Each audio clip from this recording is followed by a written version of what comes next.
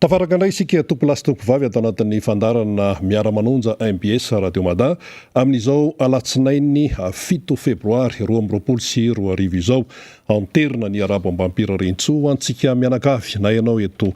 Tanindrazana na ianao any ampitan'ny Rahamasina arabaina ihany koa ireo vahiny izay manaraka ny fandarana na dia mila mpandika teny ary izy ireny indraindray dia ilaina ny fanarahana ny vaovao ary fantatra fa liana amin'ny miara-manonja MBS Radio Mada ny tsy akanavaka mihitsy na ny teratany na ny vahiny izany. Isaorana ihany koa ilay nahary no nanomezantsika indray andro vaovao sy herinandro vaovao na teo aza ny fitsapahana mahery vaika noho ny resaka toetrandro izay nanahirana tokoa ny atrika azy teto Madagasikara indrindra tamin'ireo faritra maromaro teto amin'ny nosy izany. Ny faniriana dia ny hoe ny afahanao manaraka hatramin'ny farany ity fandarana ity ka tsy hoe anaraka fotsiny fa mba misy zavatra izay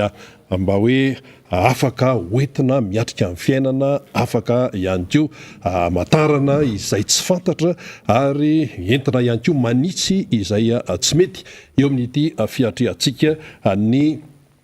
fiainana eto Madagasikara ity zany amin'izao fotoana izao. Raha ny fandehan'ny fandarana dia eo ny tenako izay hitatana ny fandarana amin'ity indray mitoraka ity. Eo ihany koa ny mpisehatra hitana député rahalahy zany eo ny député Jerry Andremolaina izay voafita amin'ny alalan'ny Tiko Madagasikara teo amin'ny distriktan'ny Avaradrano. Eo ihany koa ny député Alain Ratsimazafy voafita tamin'ny alalan'ny Tiko Madagasikara tao amin'ny distriktan'ny Atsimondrano izany. Iaraka isalahy eto amin'ny famakafakana sy ny fitondrana ihany koa ny vaovao maro samihafa izay tokony ho fantatra sy mila dinihana mba hitondra ny hoe tokony ho fantatsika mianakavy. Ny voalohanteny aloha eto am-panombohana ny fandarana dia miara-miory amin'ny namana Faniry Razafy Manatany isika izay namoy ny rainy tamin'ny faran'ny herinandro teo izany ary amin'ity anio ity no anatanterahana ny fandevenana ny nofo mangatsika ny rainy Faniry Razafy Manatany. Faniry Razafy Manatany izay mpamakafaka eto anivon'ny fandarana miara-manonja MBS Radio Mada ka dia miaraka miory amin'ny fianakaviany isika rehetra izany eto amin'ny miara-manonja MBS Radio Mada sy ny rehetra mihitsy zany tsy misy akanavaka. Tamin'ny sabotsy tolakandro teo dia efa nitondra ny fampiononana ny fianakaviany Faniry Razafy Manatany ny ekipa rehetra teo anivon'ny birao politika ny Tiko Madagasikara, teo ny fianakaviam-ben'ny parlementaire Tiko Madagasikara notarian'ny filohan'ny groupe parlementaire ny TIM izany ny député Fetra, teo ihany koa ny fampitondrana ny fampiononana avy amin'ny fianakavian'ny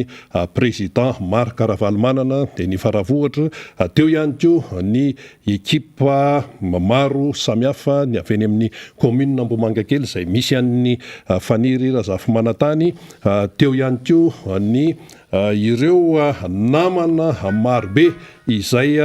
tonga teny zany ny avy amin'ny MBS, ny avy amin'ny Radio Mada sy ireo maro tsy voatanisa. Raha ny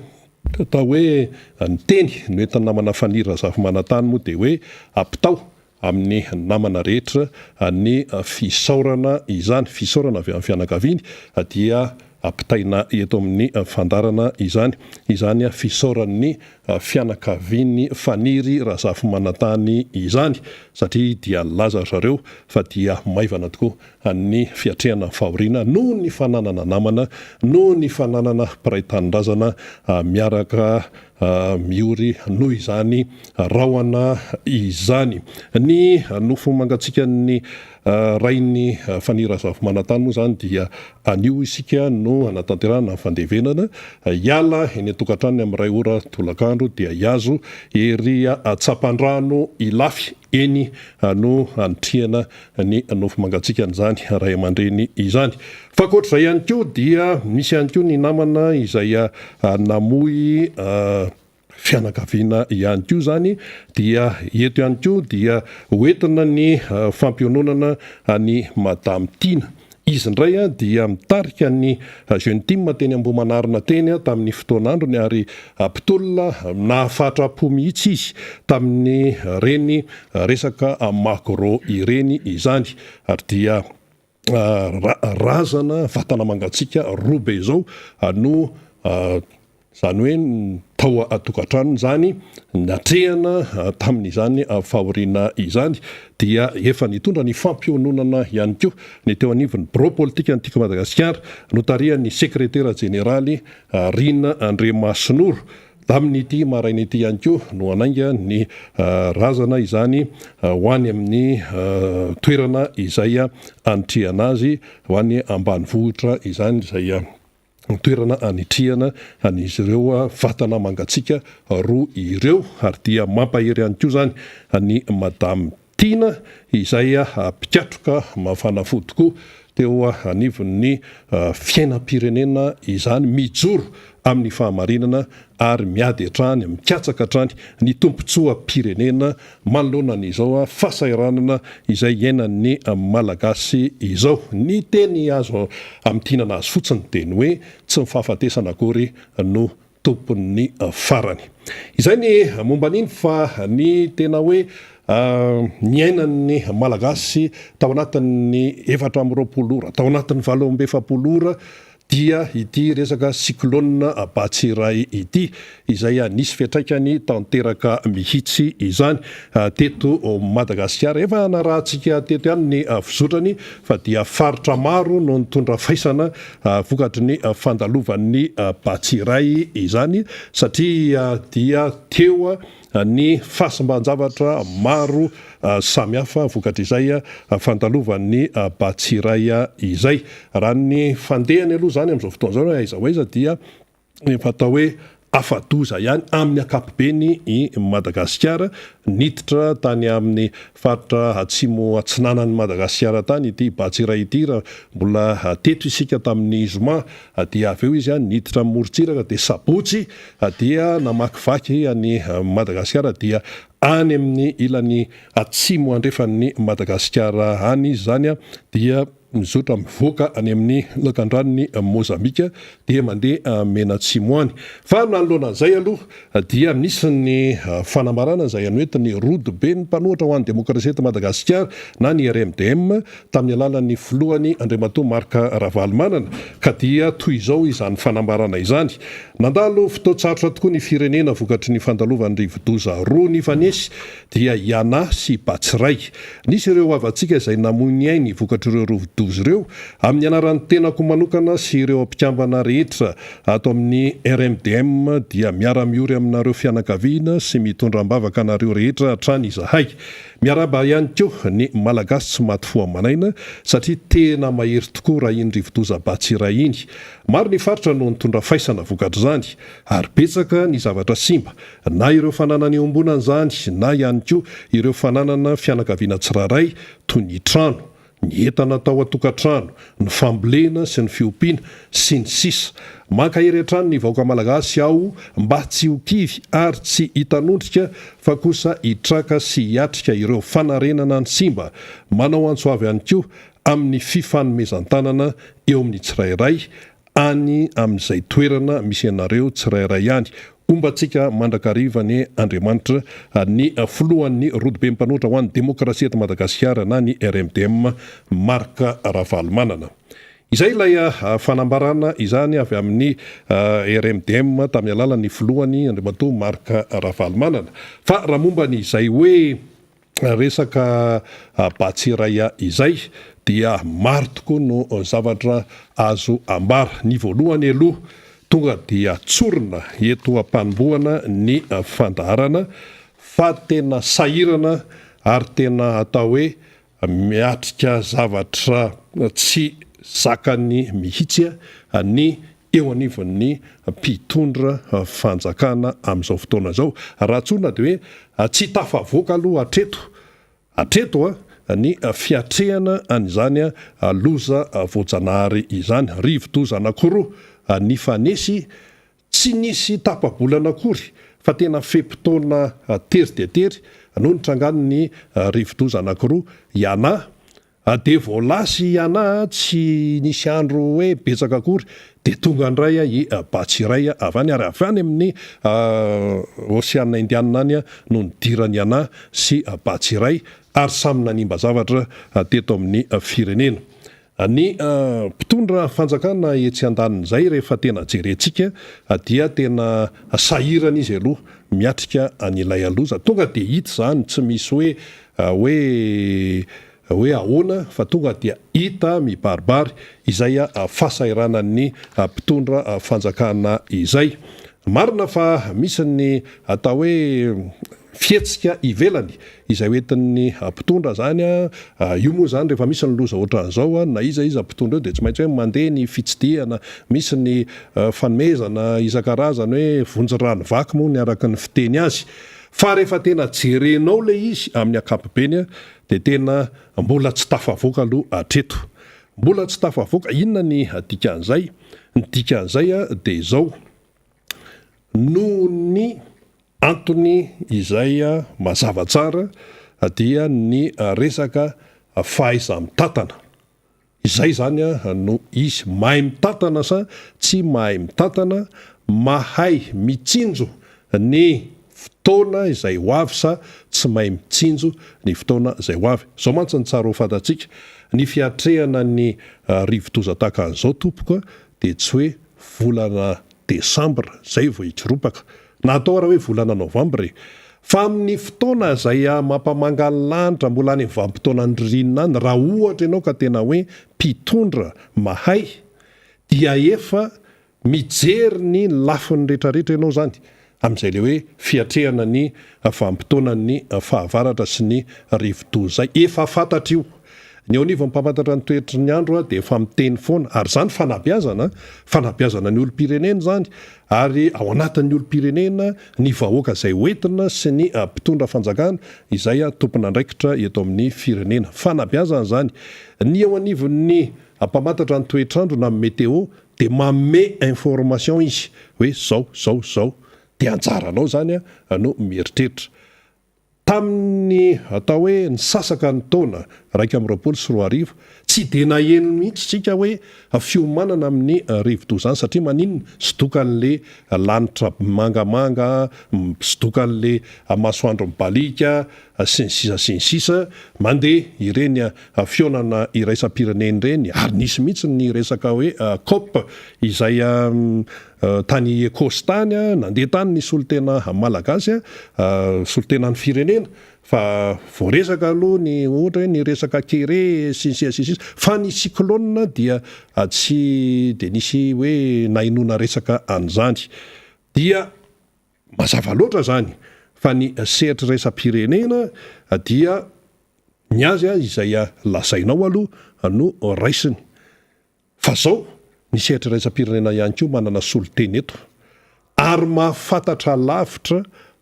noho isika amin'ny malagasy na resaka totanisy zany na resaka zava-misy zany isika atao hoe tsy voafetra ny fantatsika noho ny hoe fitaovana sy maro samihafa fa ny any velany any manana maso izy manana sofina izy sy ny sisa ny fitaovana jereny amin'ny satelita io de efa hitany ino misy cyclone any amin'ny ranomasina indiana fa miforona de zao ny lalany sy hitany any ivelany any daholo io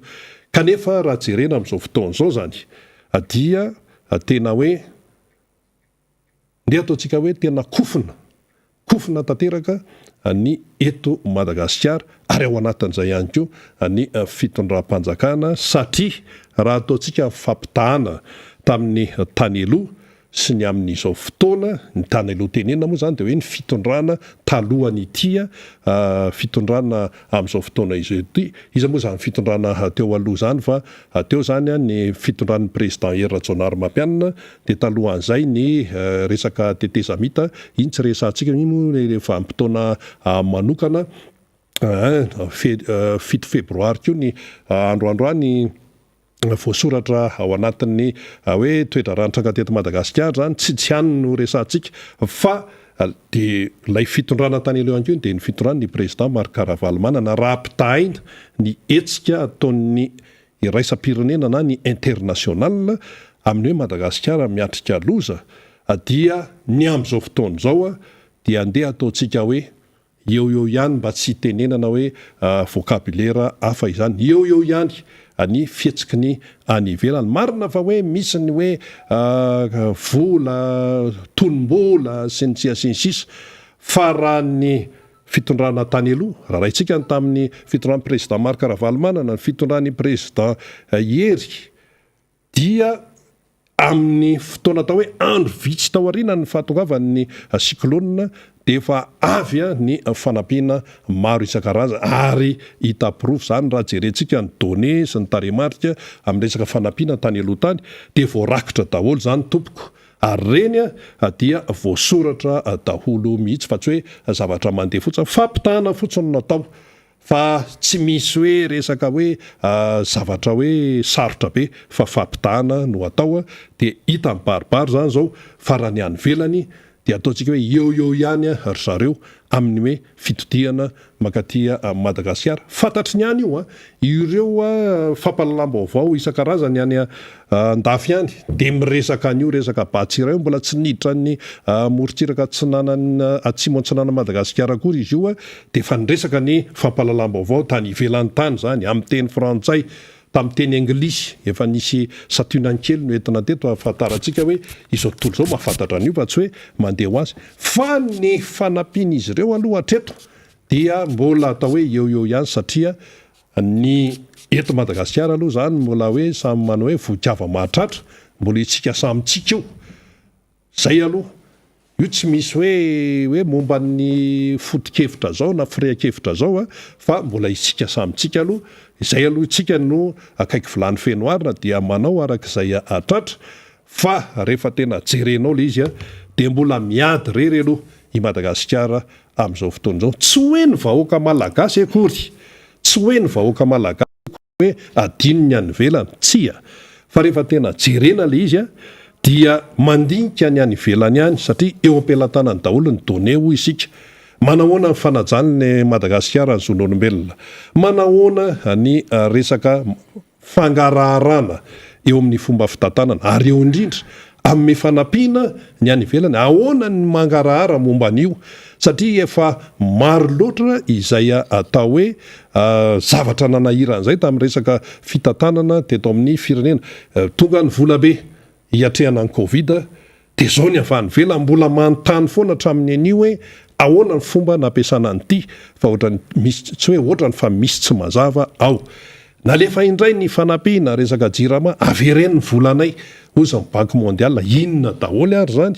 avere inony ty hoe asaina mamerim-boly ity zany nefa zavatra nitranga dia tonga amin'izao fotoana zao ny tena hoe fahavoazana eto amin'ny firenena zany vokatry ny rivo-doza dia rehefa tonga io dia samy mijery eo dia iza moa zany zao le manque d'hydrochlore iza manque d'hydrochlore isika malagasy zany zao io manque d'hydrochlore io dia iza le anoatra dia ny manoatra zany zao raha misy dia hoe ny avany ivelany zany ary efa nisy ny filazana hoe mila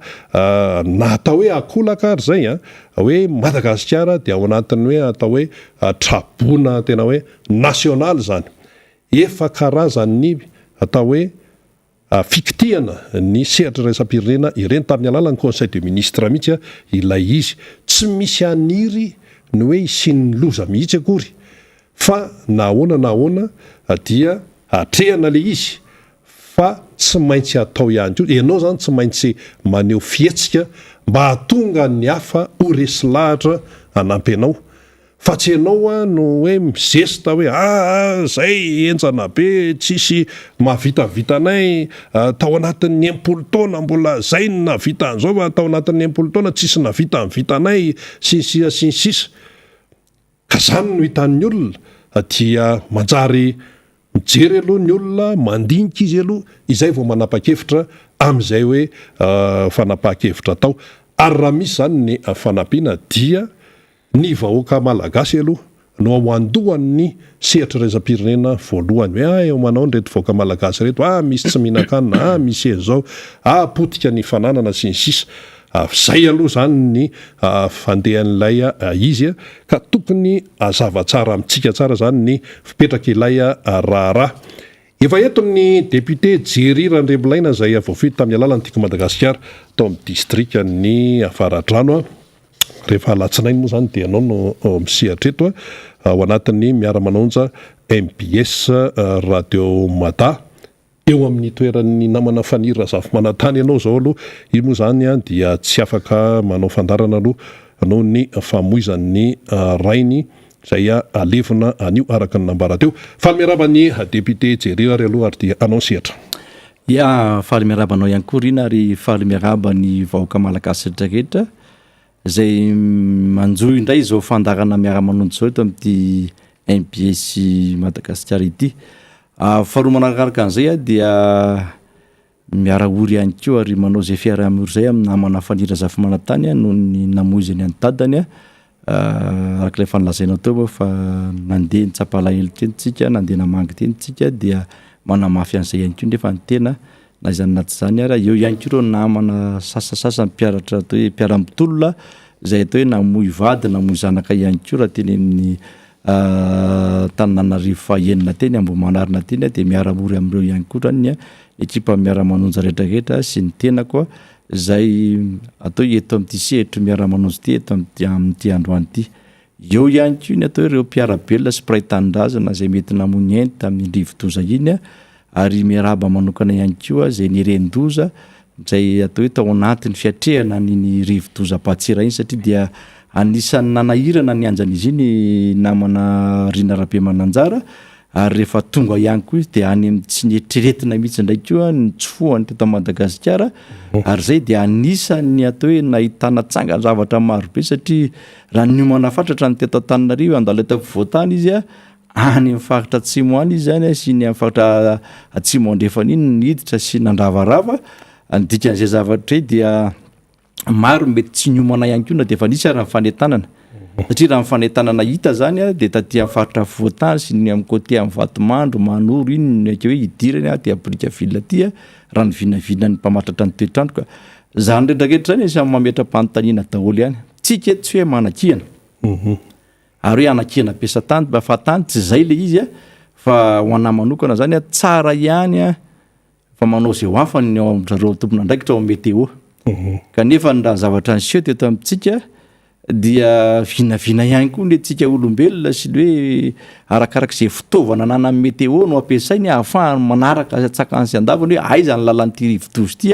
mandeha makaiza ihany izy ity ary tanatin'ny tambajotan-tserasera raha moa dia misy kivazovazo be dehibe tany hoe rehefa hiditra ta Madagasikara ve le rivo-doza sanatria avina dia manao fotoan-gasy ihany koa tsy anjarantsika manana izay zavatra rehefa ny tiana ambara eto dia hoe na ny fitaovana ampiasain'ny météo raha zany dia mety tsy ampy ahafahana tsara mamatatra amin'ny atsiporiany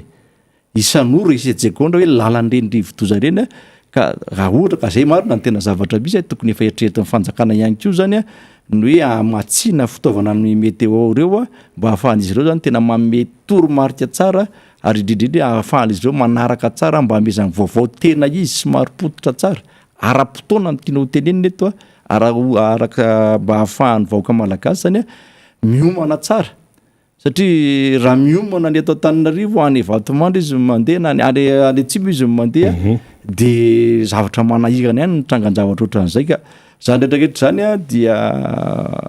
ho resahantsika eto le izy mba ho fanatsarana zany satria tsy isika izao ihany koa natao ho faly amin'ny fahavoaka ho fahavoazan'ny vahoaka malagasy vahoaka mpiara-monina sy mpiray tandrazana amintsika namana Rina Rabemananjara. Marina mihitsy zany tsy misy hoe maniry loza akory fa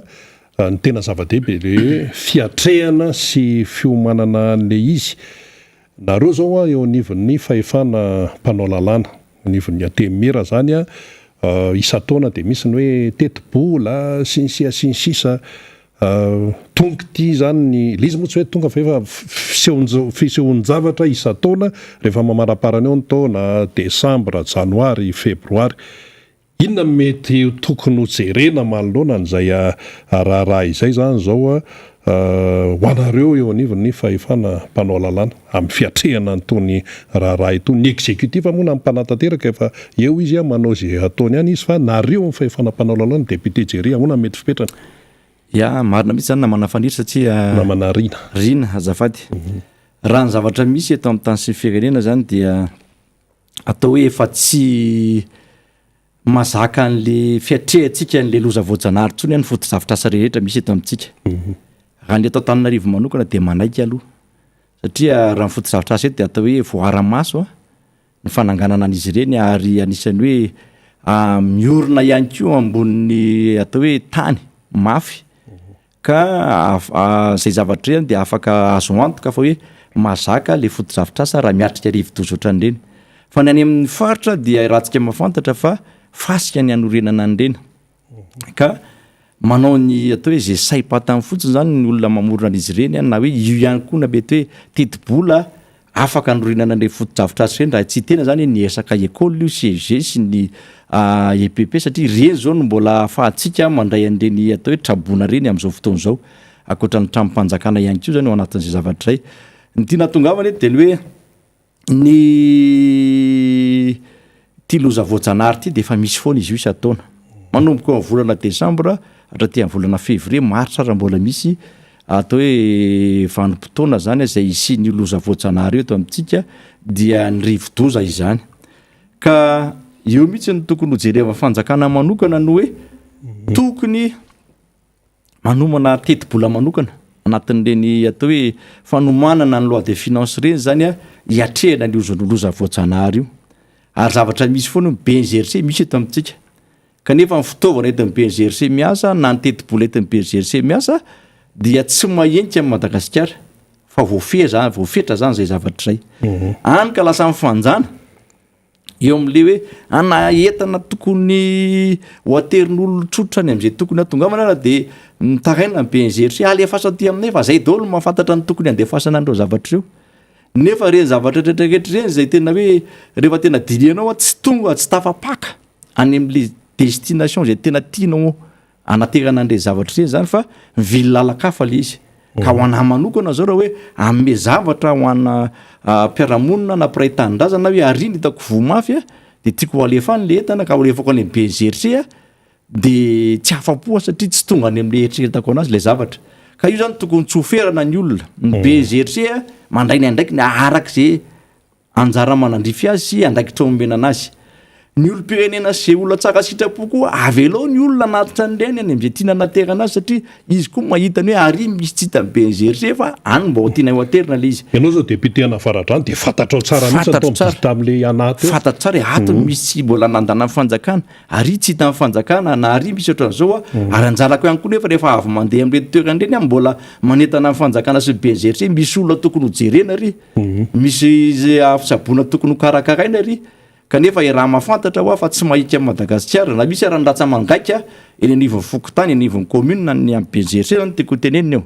dia miravoravo tanana izy ireny satria ny tenany fotsiny mahita sy mahafantatra hoe misy zaotr'izao etsy fa ny fanampiana hoe entiny hanampiana an'le olona tsy anana an'izay zavatra satria manao tatitra fotsiny ataon'izy ireny de tatitra atao nefa zany tsy mivaly arak'le filan'le olona sy arak'le hoe mamaika an'le zavatra tokony vonjena zany de zay anisan'ny manahirana iverina aty amin'le resaka teti-bola na manarina satria raha ny zavatra misy amin'izao fotoana izao de mitranga foana ny loza vao mitady solution zany ny fanjakana zany rehetrarehetra zany nefa zany tena tokony hojerena satria mamono mpiarabelona ny zavatra ohatran'izay fa itsika zany tena netanana mpitondra fanjakana mihitsy hoe tokony efa mivonona melo foantsika na any amin'ny maintany ary ny fitondram-panjakana de efa tokony hivonona hoe hiatrika cyclone ndray satria ty Madagasikara ty de nosy ary isy ataona tsy maintsy misy cyclone tsy hoe fitahin'Andriamanitra nga de hoe mba tsy nisy cyclone nandalo ndray teto Madagasikara aloha de reny zavatra reny zany efa tokony efa miomana foana na any amin'ny faritra indrindraindrindra zay atao hoe tena hiaran'izay zavatra satria tany Atsimo tany zao raha nietrera ny vaovao hitako tamin'ny Ainao Manjery dia nisy toerana anankiray zay tena nomanina andraisana an'ireo trabona rehetrarehetra eo kanefa le toerana andraisana an'le trabona indray norava sy potiky le cyclone eo zany le tompona andraikitra teny foto avy mikoroapaka aiza ndray anao sinan'reto olona rehetrarehetra reto ary fo ihany fa tsy sainana foy ary indrindraindrindra hoe mba tsy tao le trabony reo aloha tamin'ny fotoan'androny fa mba ny ren-doza zany izy ireo zany raha hoe raha zavatra tena nisy marina de zany rehetrarehetra zany hoe anavitra olo tsika nefa sanatridresaka mamono olona ndray ary vokatraky le foto-drafitrasa zay hoe tena tsy mazaka an'le atao hoe loza voajanahary zay mety mandalo eto amintsika ary io tsy voafehy mihitsy io na mahafantatra raha mety hoe zao mety hoerin'io mety miova araka ny sekondra sy miditra araka le lazaina teo hoe mila manana an'izay fitaovan'izay foana ny météo mba lalany ny fivoatra n'ireny andro ratsy ireny zany mba ahafahany ihany koa manetana ny vahoaka malagasy rehetrarehetra mba handray fepetra sy handray andraikitra zany amin'ny zavatra rehetrarehetra. Ka momba an'izay indrindra député Jerry Randriamilaina tonga dia miverina atao tsaiko le resaka momba n'ity le resaka le hoe fitsinjara paritra izany indrindra amin'ny resaka arabola io zany dia efa betsaka foana no mitenen'izy io hoe ny any amin'ny faritra tena mahafantatra ny zavatra iainany ihany. Ohatra hoe ny any atsimo andrefana mahafantatra ny zavatra iainany izy tsy mitovy amin'ny any amin'ny faritry Analanjorofo ohatra. Samy manana ny mampiavaka azy ireny faritra ireny. Fa eo amin'ilay vola izay hoentina miasa zany eo amin'ny fitaovana izay hoentina ampiasaina andavanandro eo amin'ny fitsinjarana an'le vola zany verina any amin'ny resa-bola mihitsy tsika siklona man zao ty tonga izy dia miatrika zany. Fa eo amin'le resaka vola dia sy ny hoe ara-pitaovana zany rehefa misy ny zavatra ohatr'izao dia hita hoe mivangongo aty Antananarivo aty zany ny inona filazan'izany ny komandy hoe alefa ato daholo aloha dia zay mahita hoe atao aria alefa aria dia le any amin'ny faritra zany ohatrany hoe miandry fotsiny izy manoloana an'izay toe-javatra izay. Ahoana ny momba an'io satria izay le tena hoe fanomezana ny tena hoe fahefana sy natao ara hoe apahapahefana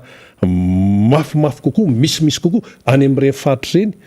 dia tena zava-dehibe amin'ny toe-javatra tahaka an'izao. Fa ilay zany ohatrany hoe vangongo aty andrenivohitra na ny resaka arabola na ny resaka fibaikona dia ohatrany hoe miandry fotsiny zany le any amin'ny faritra any. Ahoana ny fahitany député Jerry zay satria miverimberina io ary rehefa loza voajanahary ohatran'izao dia io ary le izy fa mipotra amin'izay.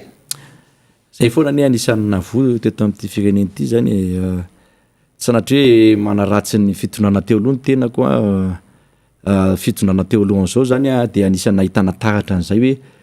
miainga avy any amin'ny présidence foana ny baiko sy ny teti-bola hoentina manao zavatra ary na amin'ity fitondrana tena dia ahitana an'izay zavatra ray fa nyteneniko izay zavatra ray fa tsy ho taraveriko eto intsony satria zao miala zay misy hoe projet présidentiel nefa efa misy ny inony ity efa misy ny rafitra mipetraka sy ny sisa dia ahoana ny fandehany fahitanao azy zay mihitsy ilay izy namanarina satria voafeo anatin'le resaka hoe projet présidentiel le vola rehetrarehetra zany zay anaovana tetikasa zany kanefa iran'izao tontolo zao ary anisan'izany Madagasikara dia misy rafitra atao hoe ny fitsanganany gouvernement zay tarihan'ny premier ministre lehibe ny gouvernement moa zany dia manana ny ministera rehetrarehetra ihany koa zay tarihan'ireo ministre rehetrarehetra ireo misy teti-bola manokana zany reny rehetrarehetra ireny zay voafaritra ao anatin'ny teti-bola mpanjakana zany rehefa lanina ao anteny meram-pirenena io ary zay anisan'ny manahirana atsika mpanohitra ao anatin'io atao hoe fandaniana n'ireny teti-bola mpanjakana ireny satria izy ireny matetika rehefa tonga amin'ny anteny meram-pirenena io dia tsy tonga dia hoe ty lanina dia lanina fotsiny hoe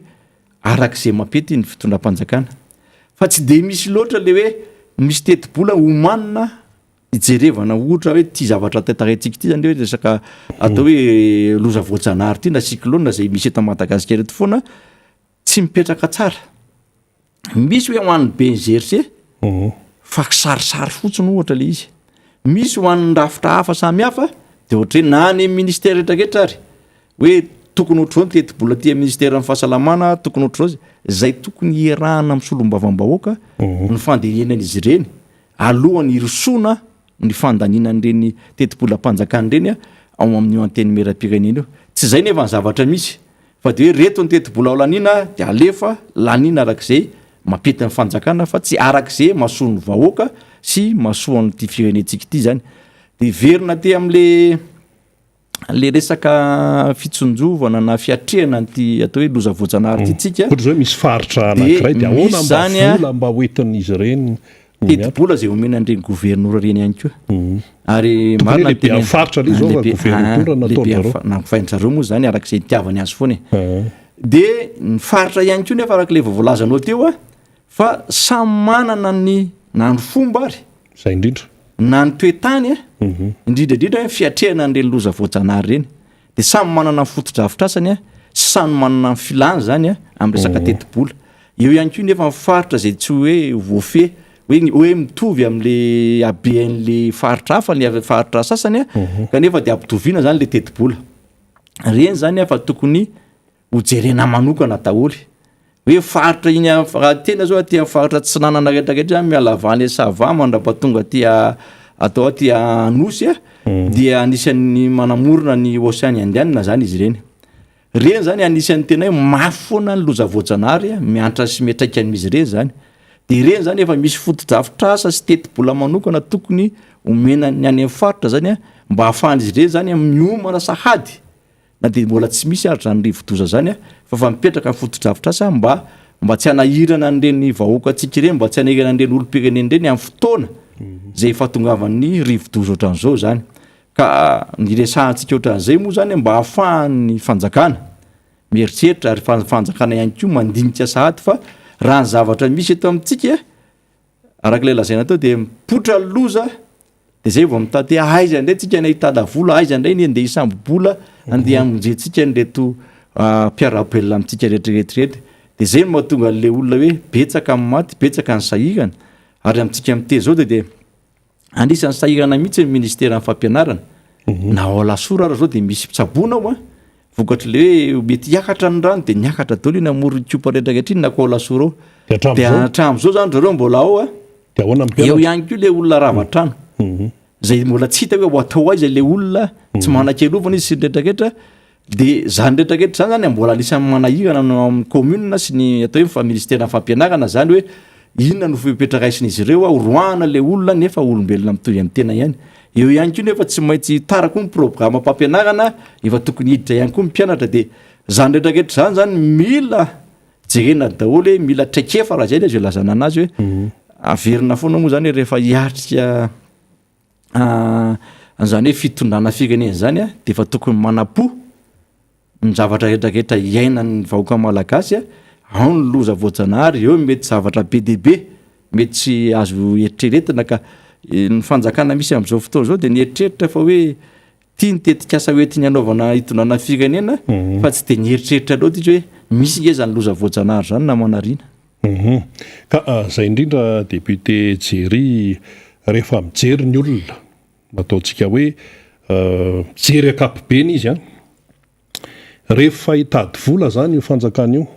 de mahita na hoe tena mifomba ahoana na mifomba ahoana rehefa hitady vola ny fanjakana de mahita izy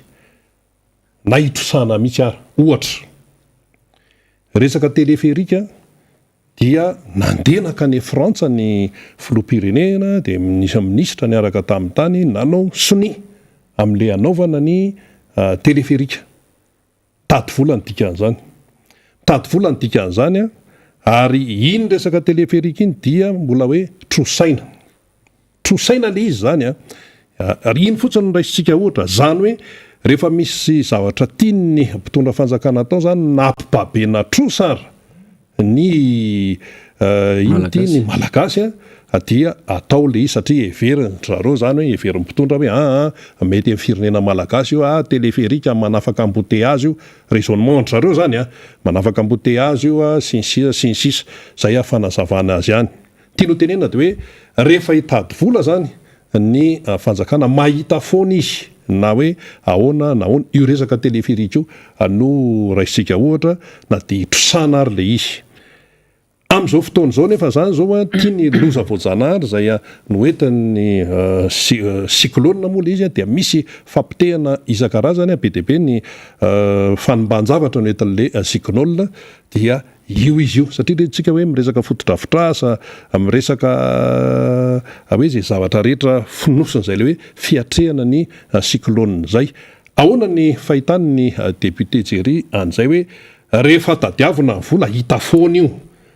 fa atao amin'ny lafiny zavatra anankiray nefa izy le tena makarary vahoaka zany le tena hoe miatraika any anatin'ny vahoaka ny fiainana isan'andro sy resaka fiatrehana an'le loza atao tsy hita zay hoe tena fandehany fa natenena fotsiny hoe trabony Madagasikara fa ny avany velany nefa ohatran'ny mbola mangingina aloha atreto fa mbola tsy tena araka ny tokony izy. Zay indrindra hoe namanarina no mahatonga ana miteny hoe zavatra tsy nomaniny zavatra tsy nieritrereta zany ny fiatrehana n'le loza voajanahary zay misesisesy tato ato. Eritrereto ny fanjakana hoe misy loza voajanahary mandalo indray mandeha de mety hoe vitan'izay le izy. De zay tsy fiomanana zay no anisan'ny anankiray hoe mahasahirana amin'ny fanjakana amin'izao fotoana zao. Ny antony de hoe tokony efa mivonona ami'retraretra zany raha hitondra fanjakana zany. Ary zay fiomanana ami'retraretra zay nefa tokony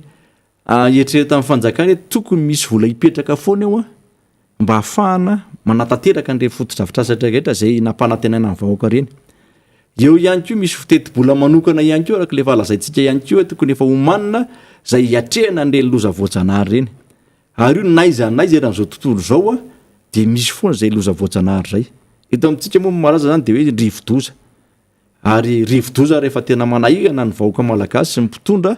ny atrehana an'izany zavatra zany. Ary zay nisorana an'Andriamanitra hoe tsy misy an'ireny tsunami ireny eto amintsika na misy an'ireny horohorontany mahery vaky ireny. Aloha mbola nisy soratsika nahary zay ka ty zavatra kely ty ara hitanantsika retraretra fa tsy voafehintsika malagasy ny fiatrehana anazy. De zany no tokony eritrereto amin'ny fanjakana indrindra amin'izao vanim-potoana zay atao hoe nietrehana sy nahitana ny loza. Ary anisan'izany moa zany hoe nosy-varika anisan'ny tena rava tanteraka namanarina rabe mananjara raha ny fahitana tamin'ny sary sy vaovao nampitainy namana zany. De reny retraretra zany mety hifatoka fotsiny amin'le nosy-varika zay tena vomafy zao fanjakana nefa anahaty-atsira be iny ataontsika hoe mifaritra tsinanana retraretra hatrany Androy hatrany Anosy hatrany Toliara retraretra eny tsy mandrefana de anisan'ny vo daholo ihany. Ka tokony hojerena daholo reny faritra vo retraretra reny ary tokony sandrahaka hijery an'ireny sy fandrimbona amin'ireny ame tolo-tanana ny fanjakana retraretra. Ny minisitra zany amin'izao fotoana zao raraka ireny toromarika memy filoham-pirenena reny efa tokony efa ny fotony any daholo na ministrina tokony efa hidina any zany zao hijery akaiky hijery fotony hoe inona ny tena filan'le vahoaka retraretra iny. Fa raha amintsika am'teny zao aloha tsy fantatro zay efa nandeha amintsika am'teny zao fa mbola tsy nahita an'izay ka misintona ny sain'ireo membre ny gouvernement reo hoe amin'ny zavatra misy eto amin'ny tany sy firenena ohatr' zao tokony hidinan'izy ireny fotony miaraka amin'ny prime ministre. Eo ihany koa na filoham-pirenena raha rehefa nisy zavatra ohatran'izao raha filoham-pirenena teo aloha namanarina efa tonga teny fotony mihitsy ny président de la république nijery inona zavatra tsy mety tonga de mame baiko ny gouvernement sy reny mpitandro filaminana ireny anandrainy andraiky ny maharak'izay andraikitra manandrify azy ary tokony fanao farimbona mihitsy zany no membre ny gouvernement retraretra sy ny mpiara-miasa aminy mamonjy an'ireo olona retraretra zay atao hoe tratra ny vona voajanahary reo zany. Ya, raha ny mahazatra moa zany amin'ny toe-javatra ohatran'izao de hoe ny mpitondra fanjakana dia mandeha mijery ifotony ny amin'ile toerana tratran'ny fahavoazana na vokatry ny rivo-doza. Io moa organisation andry zareo iny manana ny fandaminana izy amin'ny zay. Fa ny entintsika nohizana ny famakafakana amin'ity raharaha resaka cyclone ity député Jery dia rehefa misy ny taky zao de mandeha ny resaka hoe Madagasikara manao taty-reraka. Inona ny dika an'le hoe taty-reraka? Dika le hoe taty-reraka de hoe le cyclone efa misy isa-taona de tany aloha nandrenesana an'izany efa tany amin'ny 30 taona lasa tany nandrenesana an'izany hoe manao taty-reraka le fisin'le cyclone de ioziny sehatra afahana mangataka amin'ny any ivelany sy sana ohatran'izay hoe le cyclone zany tonga de rehefa misy cyclone de angataka amin'ny any ivelany ray sy ny sisa fa isika ave amin'izao fotoana zao efa 4 taona zay tsika manan-karena makaiza daholo ny arentsika raha avadika ho vola zay resaka hoe toerana fandraisana ny trabona ve tsy ho vitantsika raha avadika ho vola ka mandeha araka ny tokony izy ny fitantanana ny arem-pirenena eto ny arem-pirenena eto zany tsisy akanavaka mihitsy io fa tsy anona fotsiny amin'le hoe tatreraka ary mety zay keo no mahatonga ny mety hoa mety zay keo no mahatonga ny raisam-pirenena mijery satria jerevany to lasa ny volamena any de tsy hita lasany zao de any de tsy hita ny resaka fitantanana sy mangarara moa zany hitandry zareo hoe tena mbola mila ezaka be ny resaka kolikoly mbola manjaka eto amin'ny firenena dia na atao hoe misy ary le tatreraka io fehezanteny efa nahazatra io tsy hoe fehezanteny zany fa teny misy le tatreraka dia eto tsika aloha zany zao mbola karazany mbola tsika rery no akaiky volany fenoarana loatra eto aona fahitanao an'izay zay mihitsy anisan'ny mahitra mpantanina ihany ko na manarina ty atao hoe arena voajanahary zay misy eto amin'ity tanyntsika ity ary zavatra mampalahelo amin'izy io de novahoaka malagasy retrarehetra zay nomen'ilay nahary an'ireo arena retrarehetra ireo dia tsy misitraka an'izany fa olombitsy no misitraka an'izy io zany mbola mametra-panontaniana amin'ny gouvernement sy ny filoham-pirenena na mpitondry hoe fa maninona kazavany amin'ny vahoaka malagasy hoe inona ny tena tsy afahantsika mitrandraka an'io arenitsika io araka ny tokony ho izy mandeha na volamena io na ny vatosoa zay ihany mbola no resako satria mbola zay no voafian'ny malagasy hoe fitrandrahana an'izy ireny ary tokony isy fanontaniana mila valiny zay zavatra zay hoe inona ny antony tsy hamelan'ny fanjakana malagasy hitrandrahany vahoaka malagasy volamena sy vatosoa eo amin'ny taniny zay nomen'Andriamanitra azy satria raha ireo arena kibony tany reo no avela trandrahan'ny malagasy tsy mandrana vahoaka malagasy reny fa tokony ho fehezan'ny fanjakana fotsiny ny hoe raha angady eto amin'ity faritry ty de tokony mametraka comptoir eo izy de jerena tsara sy arahamaso tsara ny fomba fitrandrahana de atsaraina zay zany mbola hotoizantsika amin'ny fotoana mampety azy zay fa raha ny zavatra misy amin'izao fotoana zao de hoe manao tatreraka ozy ianao raha ny fanjakana tany iloha tany ta 30 taona lasa ny teneninao teo dia tao aty aloha kosa de tsy niandry an'izay raha ny fanjakana taty amin'ny ataontsika hoe tamin'ny andro président Ravalomanana tsy nisy io tamin'ny 2002 nakaty tsy nisy zay zavatra zay fa tonga de fandraisana andraikitra zay sy famezana toromarika ny gouvernement sy ny ministre tompona andraikitra sy reny atao hoe lehibe amin'ny faritra reny ihany koa zay zany nentina ny atrehana sy nentina tondrana firenena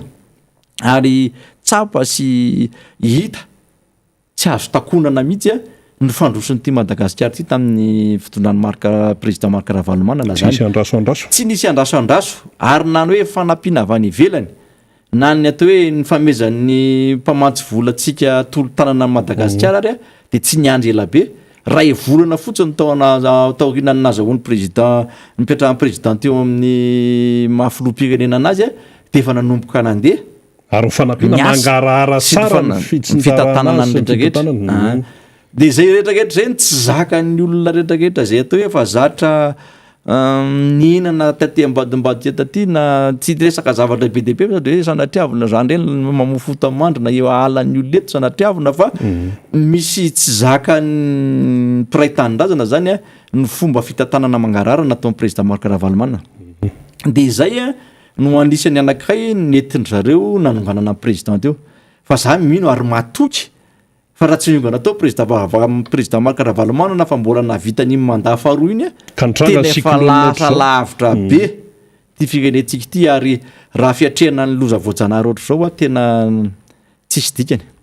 zay ny azoko ilazana anazy io nge rehefa tena miomana amin'ny fanjakana rehefa tena vonona amin'ny fanjakana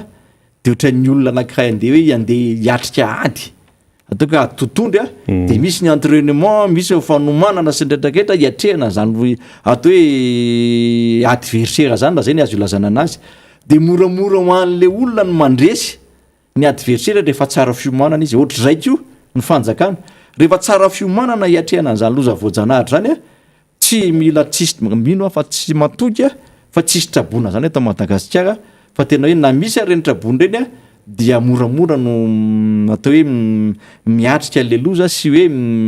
mamety tolo-tanana an'izy ireny zany mba hahafahan'izy ireny verina vetivety any amin'ny atao hoe fiainana andavanandro zay ko no itodiako manokana amin'ny atao hoe fitondram-panjakana mihitsy na ministera amin'ny fambolena hoe reotra bona rehetrarehetra soke de tatsah daholo izy reo ny ankabetsahany mpamboly sy mpiopy izy ireo ary am'ty fanjakana misy tya dia tsy mba nisy mihitsy zany fijerevana ny tatsah zany tsy misy fanampianan'ireo tatsah reo ary tsy misy fijerevana manokana na ny am'resaka zezika any am'resaka masom-boly ary zezika raha am'izao tsika am'teny zao dia tsy vitany hoe tsy misy fa tena hoe lafo tsy takatry ny tatsahtsony zany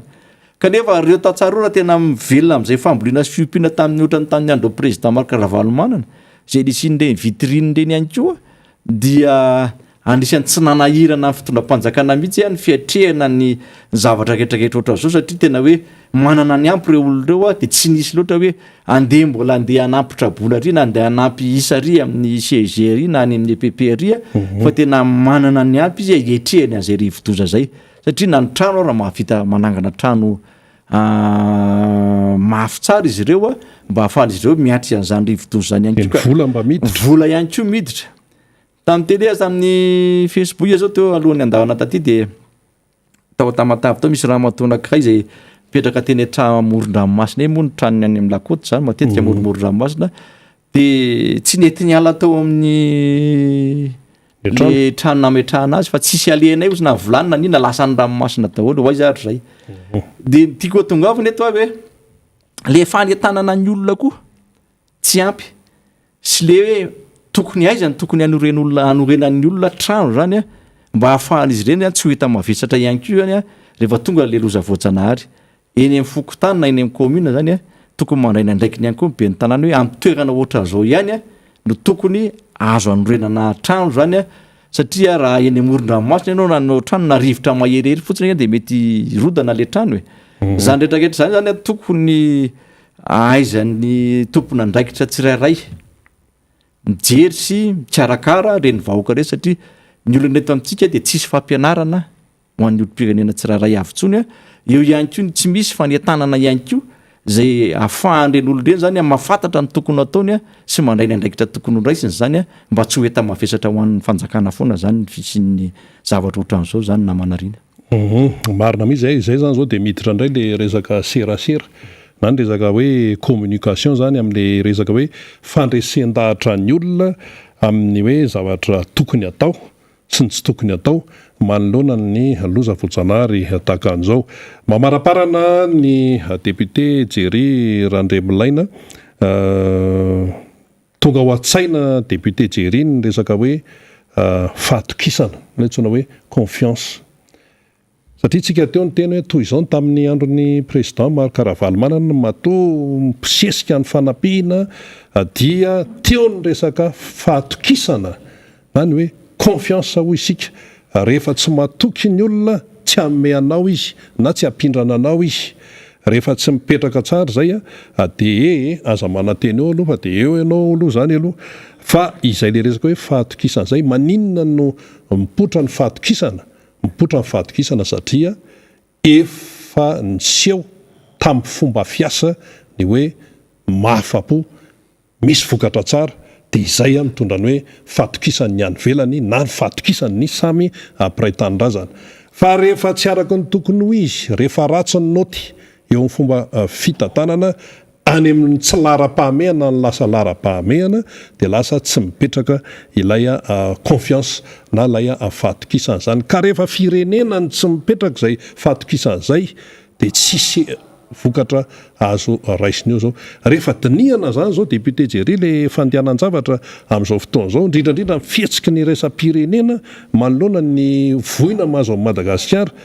dia hita hoe ao amin'le resaka fahatokisana no lasa atao hoe mirona any zany zao ny mason'ny mpitazana indrindraindrindra ny avy any velany satria efa nisy any reto hitan-drareo vola iatreana ny Covid tsy fantatra zareo zay tena amin'ny atsipria momban'io ny jirama nasain'ny Banque mondiale namerim-bola misy ihany koa ny lafin-javatra hafa izay efa hoe fantatsika resaka bombo sisety resaka tsy verenana tsony reny fantatry ny any velany daholo ka amarana ny député Jerry ny anjarany ary ahoana izay resaka fahatokisana zay na confiance izay Madagasikara miatrika an'ilay loza raha vao resa bola de hoe sauté tonga any amin'ny tokony alehany ve io resaboly io tonga any amin'izao ve io sao de misy mitsaingoka io sao de misy mandidy de homana io sauté zany foana no hoeninao etsy dikan'izay misy le fatokisana zany tsy araky ny tokony izy raha vao mipetraka izay le hoe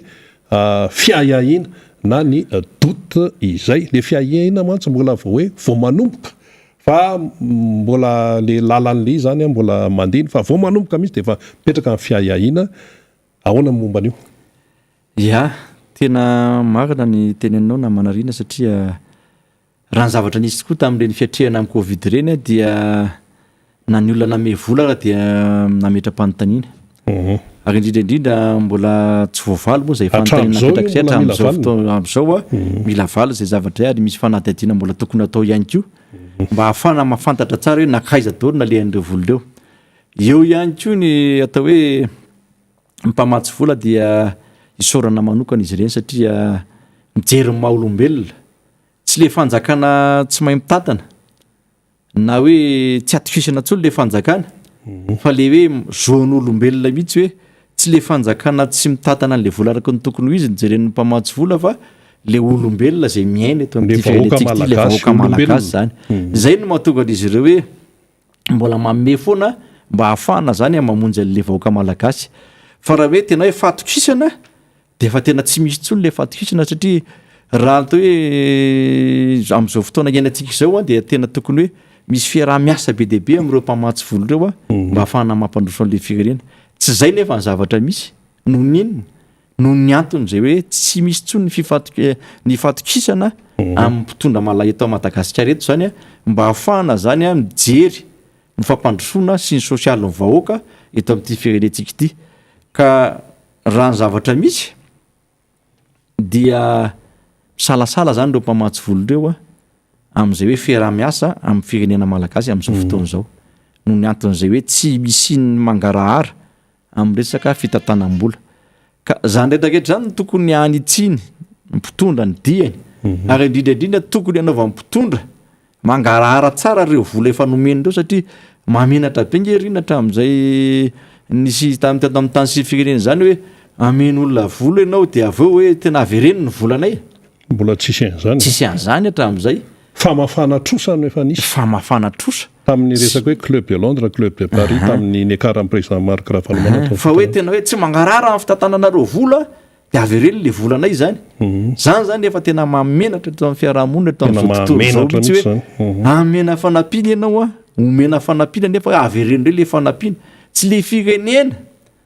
no hoe mampifilafila na ohatra zay fa mahita zavatra tsy mety de dikan'izay zavatra hoe mila saziana ny olona rehefa manao zavatra tsy ara-tanàna zany ao anatin'ny fitondrana le vahoaka malagasy lasa mizaka an'le izy ka zay le tsy mety zay le olona ray roa manao ny ataony nefa vahoaka malagasy tsy mandady aro rehetrarehetra no mizaka ny taolambe tsy mitapaka zany ka be deaibe zany ny zavatra tokony ho arenina raha fitondrana firenena na manarina fa raha iteny moa tsika eto hoe zao foana mety misy meno tsika mety misy tsy meno tsika ary na misy meno ary tsika de modin'ny sasan'ny fanina fotsiny fa de tsika moa zany eto amin'ny miara-manonja dia miezaka foana miteny zavatra tsy mety miezaka ihany foana ihany koa ny hoe sao de tokony zao koa no ataon'ny fanjakana mba ahafahana mijery amin'ny piray-tanindrazana mpiara-monina rehetrarehetra fa dia eto moa namana rina tapitra amin'ny fotoana zay atao hoe voafetra ihany ny andraisako fitenenana eto amin'ny fandarana fa de makahery ireo atao hoe mpiara-monina sy reto vahoaka malagasy rehetrarehetra zay niatrika nyty loza voajanahary tia le cyclone Batsiray dia mirary soa azy reny ary mivavaka ho azy reny mba vetivety de ho tafarina amin'ny fiainany eo ihany koa hoan'ireny ravatrany reny na namoy ny fianakaviana ihany koa dia mirary soa sy makahery anareo ihany koa ary miara miondrika mpanajana zany amin'ireny zay atao hoe olona zay misedra zay fahafatesan'izay ihany koa ny fianakaviany zany fa dia mirary soantsika rehetrarehetra na manarina dia samy ho tain'Andriamanitra toko ary dia mara zamy samy ho tain'Andriamanitra isika raha teo tsy tompon'ny ampitso isaorany député Jerry Randriambolaina nitondra ny famakafakana hateo zany nafahatsika na andray zavatra maro samihafa petratsika foana fahendrena malagasy ny amin'ny hoe zay mamy atelomy ny mangidy Aloavy. Mialohan'ny andraisantsika ny député Alain Ratsimbazava izay efa miomakomana ao ambadika ao vao vita amin'ny alalany tiako Madagasikara izy tao amin'ny distrikany Atsimondrano dia mbola eo amin'izay resaka fiainam-bahoaka izay ny aloha no asiantsika teny satria tena enjana zany mahazo ny malagasy amin'izao fotoana izao efa riatan'ny Covid-19 io moa zany iarahan'ny firenena maro maneran-tany io fa isika no isika firenena mahantra dia mafy de mafy ny fiantraikan'izany Covid-19 zany sy ny aretina hafa ihany koa dia eo indray tsika riatan'ny cyclone lasany de tonga batsiray de lasa indray ny batsiray de asa indray anahoana indray izay toy any riatan'ny kere ny anoanana ny any amin'ny faritra atsimo riatan'ny fidangany vidim-piainana le vahoaka malagasy de tena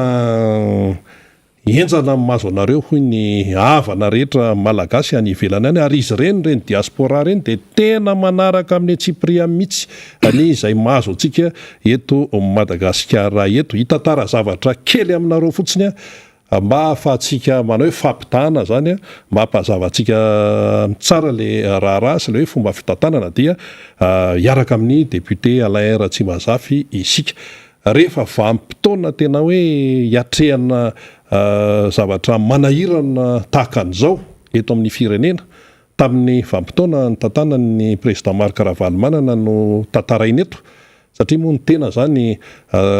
efa tao anatin'ny resaka hoe anao manjery ny resaka MBS Radio Mada tamin'izany fotoana zany dia nafantatra tsara zany le fomba fiasa tao tamin'ny fotoana tantanan'ny président Hery Rajaonarimampianina moa tsy de fantatry ny tena loatra satria ny tena tsy tao fa tamin'ny fotoana tantanan'ny président Marc Ravalomanana ny firenena dia rehefa miatrika zavatra sarotra ohatran'izao firenena de sao de tsy fantatsika fa misy an'izany conseil de ministre amin'ny enina maraina zany tao amin'ny lapan'Ambohitsiroatra député Alain Ratsimbazava amin'ny enina maraina anontany io daholo izay ministra tamin'izany fa rehefa tena hoe miasa tena hoe zavatra enjana no atrehana zany eto amin'ny firenena ho tompontsoa ny vahoaka malagasy dia misy an'izany conseil de ministre amin'ny enina maraina zany fa tsy ministra ihany fa nampanao gazety na resaka communication na resaka inona miara-mientana daholo akoatran'izay misy an'izany ministra atsomy président Marc Ravalomanana ny telefony zany amin'ny andro alina amin'ny 12 alina ny sasany mbola miaraka amin'ny pijama mihitsy any Faravohatra any tamin'izany hoe zao no atrehana satria tsy mandry andro tsy mandry alina ilay filoham-pirenena Marc Ravalomanana tamin'izany fotoana zany mieritreritra n'ilay vahoaka malagasy mieritreritra n'ilay vahoaka malagasy sao de ny sasany miteny hoe amerdement zany tsy amerdement zany fa tena hoe fikatsahana ny tompontsoa an'ilay vahoaka malagasy hoe atao ahoany reto malagasy reto atao ahoany reto manoloana an'ity ary izany natao hoe fomba fiasa tsy misy andraso ary fantatry ny international izay fomba fiasan'ny président Marc Ravalomanana zay ka tsy mahagaga raha mitombo ilay confiance na ilay fahatokisana dia avy daholy ny fanampiana etsero tsy araka intsony no fanampiana fa ilay fitsinjarana azy am'izay le organisation interne iny zany no apetraka mazava tsara sisa ary hita mazava hoe mangarahara ny fomba fitsinjarana an'ireny fanampiana ireny sationa amin'ny fotsiny izay anjarantsika zany no mandinika tsara betsaka aminareo tsy mahalala an'izany fa misy aminareo koa mahalala an'izany ohatra hoe ireo namana izay mbola mpiara-miasa tamin'izany mbola tavelatra amin'izao ohatra hoe aty amin'ny MBS ohatra mahafantatra an'izany tsara mihitsy dia hitantsika hoe tena zany no zava-misy ihany koa ireo ministra tamin'izany fotoana zany mahafantatra an'izany anontaniora Patrick Ramiaramanana anontaniora Joël Ralay vao hita anontaniora reny fa zany no anisan'ny fomba fiasa tamin'izany fotoana zany ny amin'izao fotoana izao moa dia amin'ny mpitondra zany manana ny fomba fiasana izy fa ny zava-misy tamin'izany fotoana zany aloha no entina eto farany ihany koa dia nitadidiko tamin'ireny resaka le hoe fiatrehana sida reny dia ny mpitondra fanjakana sy ny tompona andraikitra amin'ny fanjakana zany no manao modely hoy président Marc Ravalomanana dia natao dépistage satria matahotra mantsy ny olona amin'ity resaka dépistage na sida ty dia natao dépistage tao faravohatra tao tamin'izany dia nisany mpanao gazety nanao couverture médiatique tena moa tao tamin'izay dia ozy président Ravalomanana hoe nareo mpanao gazeta nareo tena le mandehandeha ao koa nareo manao litsy hoe niterena be hoe anna fa dia hoe nalefa fotsiny communication fa resy lahatra mpanao gazety dia natao dépistage ihany koa ny BMS ny équipe technique amin'ny BMS no nanao an'le fakana rata amin'izay dia iny no naseho tamin'izao tontolo izao zany ny fomba fandresen-dahatra ary dia nanampy ny international hoe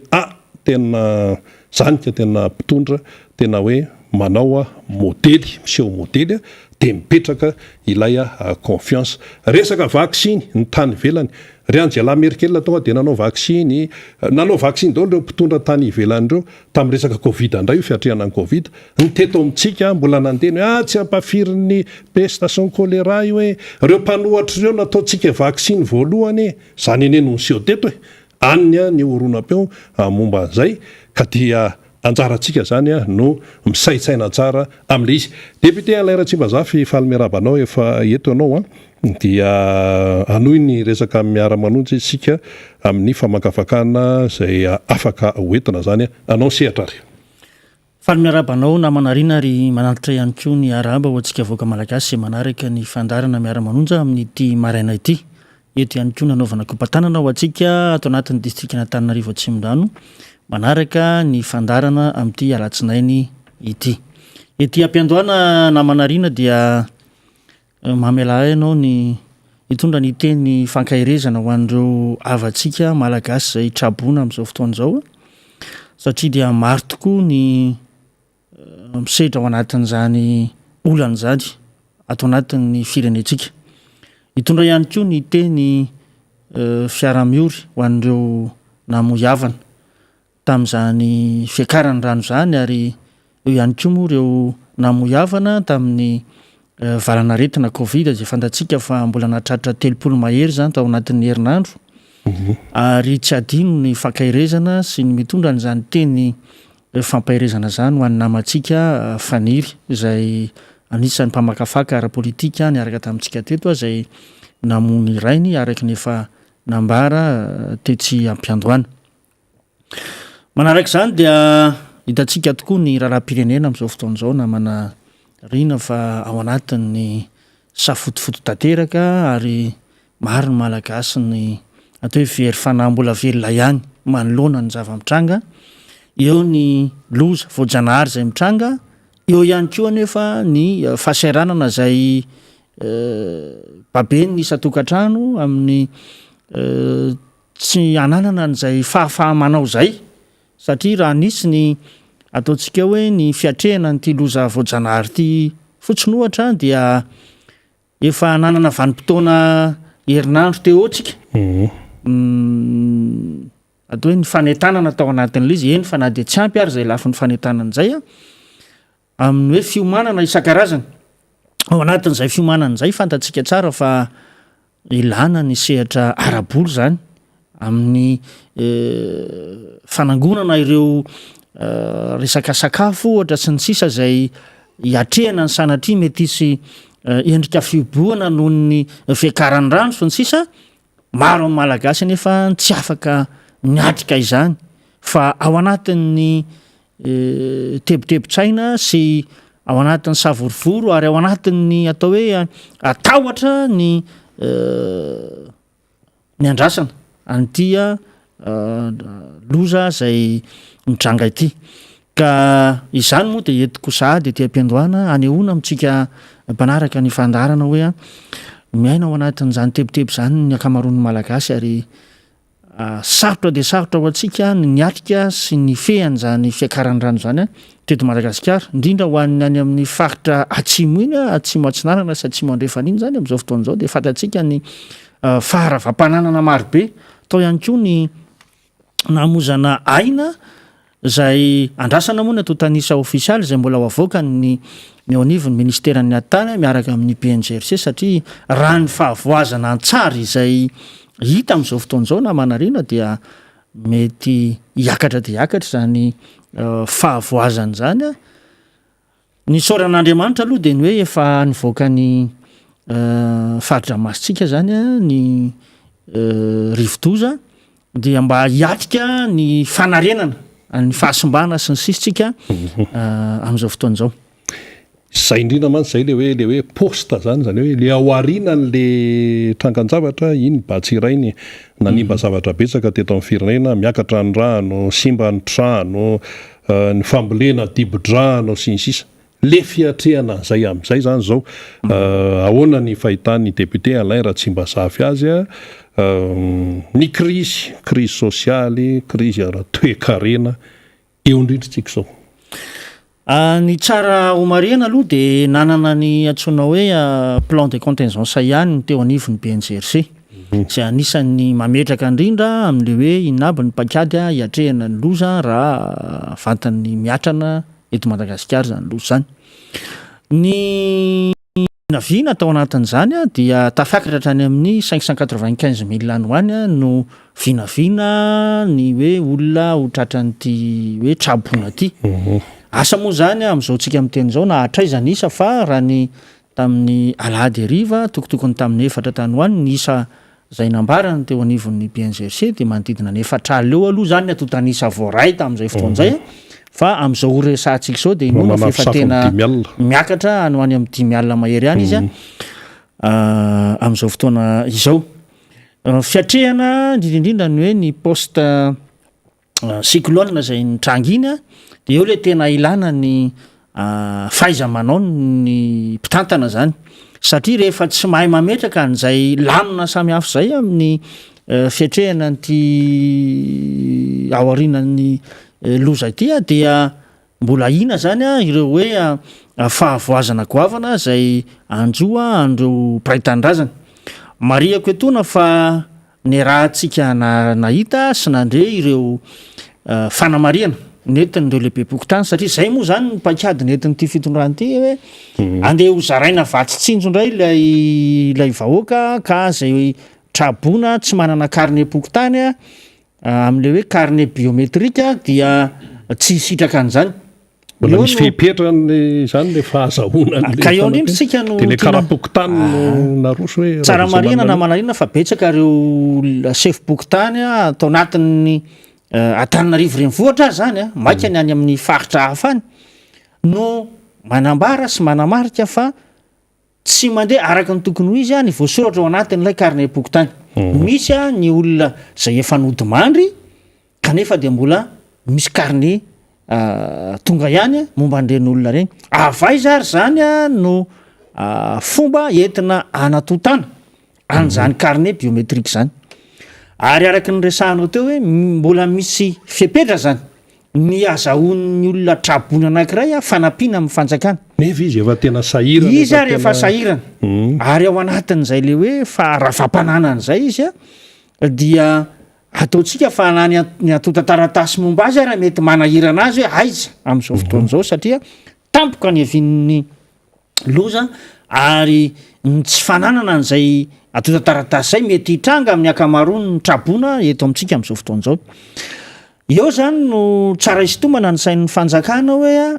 mety efa miendrika ataontsika hoe fisokajiana an'ireo olona tokony hisitraka fanampiana ve ity sehatra carnet zay lazaina ity satria raha ny tokony ho izy malagasy ireo ao anatin'ny hoe vona zay ny tratran'ny izy tokony tonga de omena izy ary zay indrindra ny hoe inona raha ny tena tian'ny fanjakana atongavana amin'ity le lafin'ny fanivanana ny olona omena fanampiana amin'ny alalan'ny carnet ity. Betsaka mantsy ny ayafoana eto amintsika satria lasa sanatry ny vavaladiny lela ilay carnet zay misoratra amina olona efa maty entin'ny olona ampiasaina anaovana risoriso indray amin'ny fisitrahana ohatra fotsiny zany satria raha jerevantsika ny atao hoe fanamarina nataon'lehibe pokotana anankiray dia manodidina ny 300 ny carnet tonga ho aminy no tsy mifanaraka araka ny tokony ho izy. Ao ny anarana diso, ao ny anaran'olona efa maty, ao ny anaran'olona efa mifindra toerana kanefa raha loharanom-baovao dia lisitra ny ainga avy eny anivon'ny fokotany no nentina nanatotosa zany an'izay fanomanana an'izay carnet pokotany zay. midika zany fa tsy misy ny cohérence entre ny liste zay ny aingaveny anivon'ny fokotany sy ny liste ampiasain'ny orinasa zay manatota an'io carnet io avaiza zany eo mantsy le mipetraka foana ny fanontaniana ny hoe tonga hatramin'ny fanotana carnet ve ny resaka doublon sa efa misy kajikajy indray a mahakasika ny zavatra hitranga eto amin'ny tany sy ny firenena raha pitso afakapitso amin'ny lafin'le ka zay indrindra mantsy no manahirana namana Rina Rabe Mananjara satria ity loko volomboasary ity dia entina ampiasaina amin'ny lafiny rehetra eto Madagasikara amin'izao fotoana izao nefa fantatra mazava fa loko ampiasainy ny antoko politika anankiray tsy maintsy carnet volomboasary ve no ampiasaina ho an'ny voaka malagasy tsy vaky volo sa zany loko zany a dia tokony ho an'ny antoko izay misy an'ilay olona ihany raha hoe carnet anatoko izy zany tsisy hoe tsisy manisy olana an'izay ngamitsika fa tia carnet ho an'ny voaka malagasy any amin'ny fokotany tsiray avy izay moa fanamariana fotsiny ihany zany a tiana ambara fa ato anatin'le fiatrehana n'le hoe ao aorinan'ny fiakaran'ny ranontsika vetivety fotsiny député Alain Ratsimboza taminareo le mba tsy hoe mba moa fa le tonga dia nandray ndraiky tany nanome an'le fanampiny reny tamin'ireny niakatra ny rano zany tamin'ny nandalo iana député Jeriko teo ry député Rastany député Mambra Bendrina niakatra be ny rano teny Ambohidratrimo teny nareo ve nanisy resaka carnet hoe zay tsy manana carnet antima dia tsy izy fa zay mitondra carnet na carte antima ihany no mena ohatrany tsisy an'izany a tsy nisy an'izany zay hoe aloha zany hazava tsara satria tena hoe tamin'ireny fotoanandro reny dia ampanatretena moa zany ny ilazana hoe nitondra zay anjara borika azo nentina amin'ny mpiray-tanindrazana satria tsapa tokoa fa misy ny malagasy zay miaina ao anatin'ny vona tamin'ireny fotoan'ireny ka mandraka ankehitriny rehefa nanatanteraka an'izay amin'ny hoe voninkazo mahatratra izay ny tena dia ambara-pahabe maso eto fa tsy nisy mihitsy ny fanavakavahana ho an'ireo trabonareo fa dia rehefa nitsidika sy namangy an'izany toerana fitoben'ny trabony zany zay a dia natolotra ho an'ireo trabona rehetra tao ny zavatra kely zay mba vitany tena natao ampitiavana ary nozaraina ho an'ireo olona reo anisan'izany hoe misy ny vary ohatra sy ny sisa zay nentina nanampiana an'ireo olona reo mba ahafahana mitsinjo ny andavanandro amin'izay hoe fitobiana amina toerana anankiray zay fa tsisy fepetra hoe tsisy fepetra hoe karatry ny tiako Madagasikara io na carnet pokotany io na inona io fa zay olona rehetra atao anatin'izany toby zany dia nomena azy ampitiavana misy olona tsy tia mara tonga atao be dia be to na tsaramaso iny ireny tsaramaso totokena nisy ihany koa ny vanim-potoana zay nikarakarana sakafo masaka ary eto moa zany amafisina ihany ny fisaorana ny filoha Marika Ravalomanana tamin'ny fiara-miasa rehetra satria nisy mihitsy izay lafiny hoe loka masaka zay hoe zay nakana-pahandro manokana sy atao hoe formule manokana zay nampiasaina tamin'izany sakafo zany mba hitondra hery ho an'ireo havana trapona zany tamin'ny fotoanandro zay marihana fa hoe nisy mihitsy nireo tompona andraikitra manokana nalefan'ny filoha Marika Ravalomanana mba hiandraikitra an'izay mba ho ara-pahasalamana sy tena hitondra hery fiarovana sy hery hiatrehana any zava-misy marina ho an'ireny trapona reny no natao tamin'izany fotoanandro zany iny moa tsetsatsetsا tsy haritra ihany fa eo amin'ilay fiatrehana n'ilay loza voajanahary cyclone ihany sika député Alain Ratsimbazafa ao anatin'le hoe crise zany zao le izy dia eo amin'le hoe gestion de crise be mbola be dia be ny menimenina etsero tsy resaka sakafo ihany tsy resaka fotodrafitrasa ihany fa tena hoe mahafoka be zany ilay atao hoe fiandrasana ny tena ilain'le olona ao anatin'le izy eo ny sakafo eo ny finenina sisa aona ny fahitanao azy amin'ny zavatra miseho amin'izao mihitsy satria zany zao tsy fantatra indray rovina indray ny cyclone manaraka mbola tsisy mahalala an'izany fa Andriamanitra mahalala an'izay eo indrindra no tiako marihana namana Rina tsy mahay makaleso ny ty fitondrany ity hitantsika tsara tamin'ny andron'ny Covid dia nisy ireo le hoe fizarana fanampiana ho an'ny sahirana. Tao anatin'izany a dia miseho ny korotana maro samihafa zay miainga izy io amina kajikajy a de mahatonga ny fanilikiliana ny hafa de io no miteraka an'ilay antsoina hoe korotana rehefa avy eo. Mbola mitovitovy amin'izay ihany ty zavatra mitranga amin'izao fotoan'izao ty. Zany hoe rehefa tratran'ilay vona le olona tsy tokony ho asiana ny endrikendrika fanavahana fa tokony hisitraka avy hatrany an'ilay tombontsoa an'ireo vahoaka zay trabony. Tadio fa volan'ny malagasy eny no ahafahana mividy an'ireny na reny a fanampiana avy any ivelany na reny a volam-panjakana no ividianana an'ireny vary zay entin'ny solon-tena-panjakana eny ifotin'ireny. Zany hoe fananany vahoaka malagasy no entinao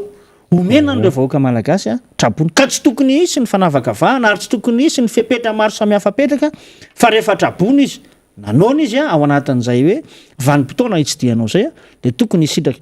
Eto moa namana rina misahatra fanamariana kely tiako hoentina de hoe raha oharitsika amin'ny fitantanana nisy tany aloha tany indrindrindra tamin'ny tantanana ny filoha marika Ravalomanana teto amin'ny tany sy ny firenena raha vao miatrana ny sanatr'in'izany ny loza eto toerana dia tsy tamboisaina ireo partenaire technique et financier manampy amin'ny Madagasikara. Tsomby aloha ozytsika zay ny fomba fitentsika malagasy azy ireo fanampiana zay hiatrehana anyloza ary eto a zany a mitondra an'izay fanamarian'izay hoe nanao antso hatramin'ny filoham-pirenena sy ny prime ministre amin'izao fotoan'izao mahakasika ny hoe mba fifanloran-tanana amin'ny eto toerana sy ny any ivelana fa hatraiza le fandraisana anjara ho an'ny any ivelany indrindrindra amin'izao fotoan'izao amin'izay lafiny antso ataony fitondram-panjakana zay matony any ivelany tsy mamaly. Inona ny dikan'izay? Dia ao lay fametraham-panontaniana maro be ho tonga marina any amin'ny tena destination any ve ny fanampiana omenay satria de rahantsika araky ny efa nytany sainareo amin'ny rahalahy teo aloha teo zay le resaka hoe tsy fangararana misy amin'ny lafim-pitantanana rehetra eto Madagasikara amin'izao fotoan'izao ka anika miteraka tsy fampitokisana izay ataontsika hoe fanakonana ny marina zay amin'ny lafim-pitantanana. Maly moa zany somary nanaraka kely na manarina ny fandarana zay tamin'ny télé Rahavavy nisy tompona andraikitra avy eo anivon'ny ministera amponina nanambara fa mba nisy fanampiana azontsika hiatrehana ny poste cyclonique ty zany a hoe 40 millions de dollars zay hiatrehana anarenana ireo fotodrafitrasa samihafa ary nanambara izy no hoe hiatrehana ihany koa ny fanarenana ireo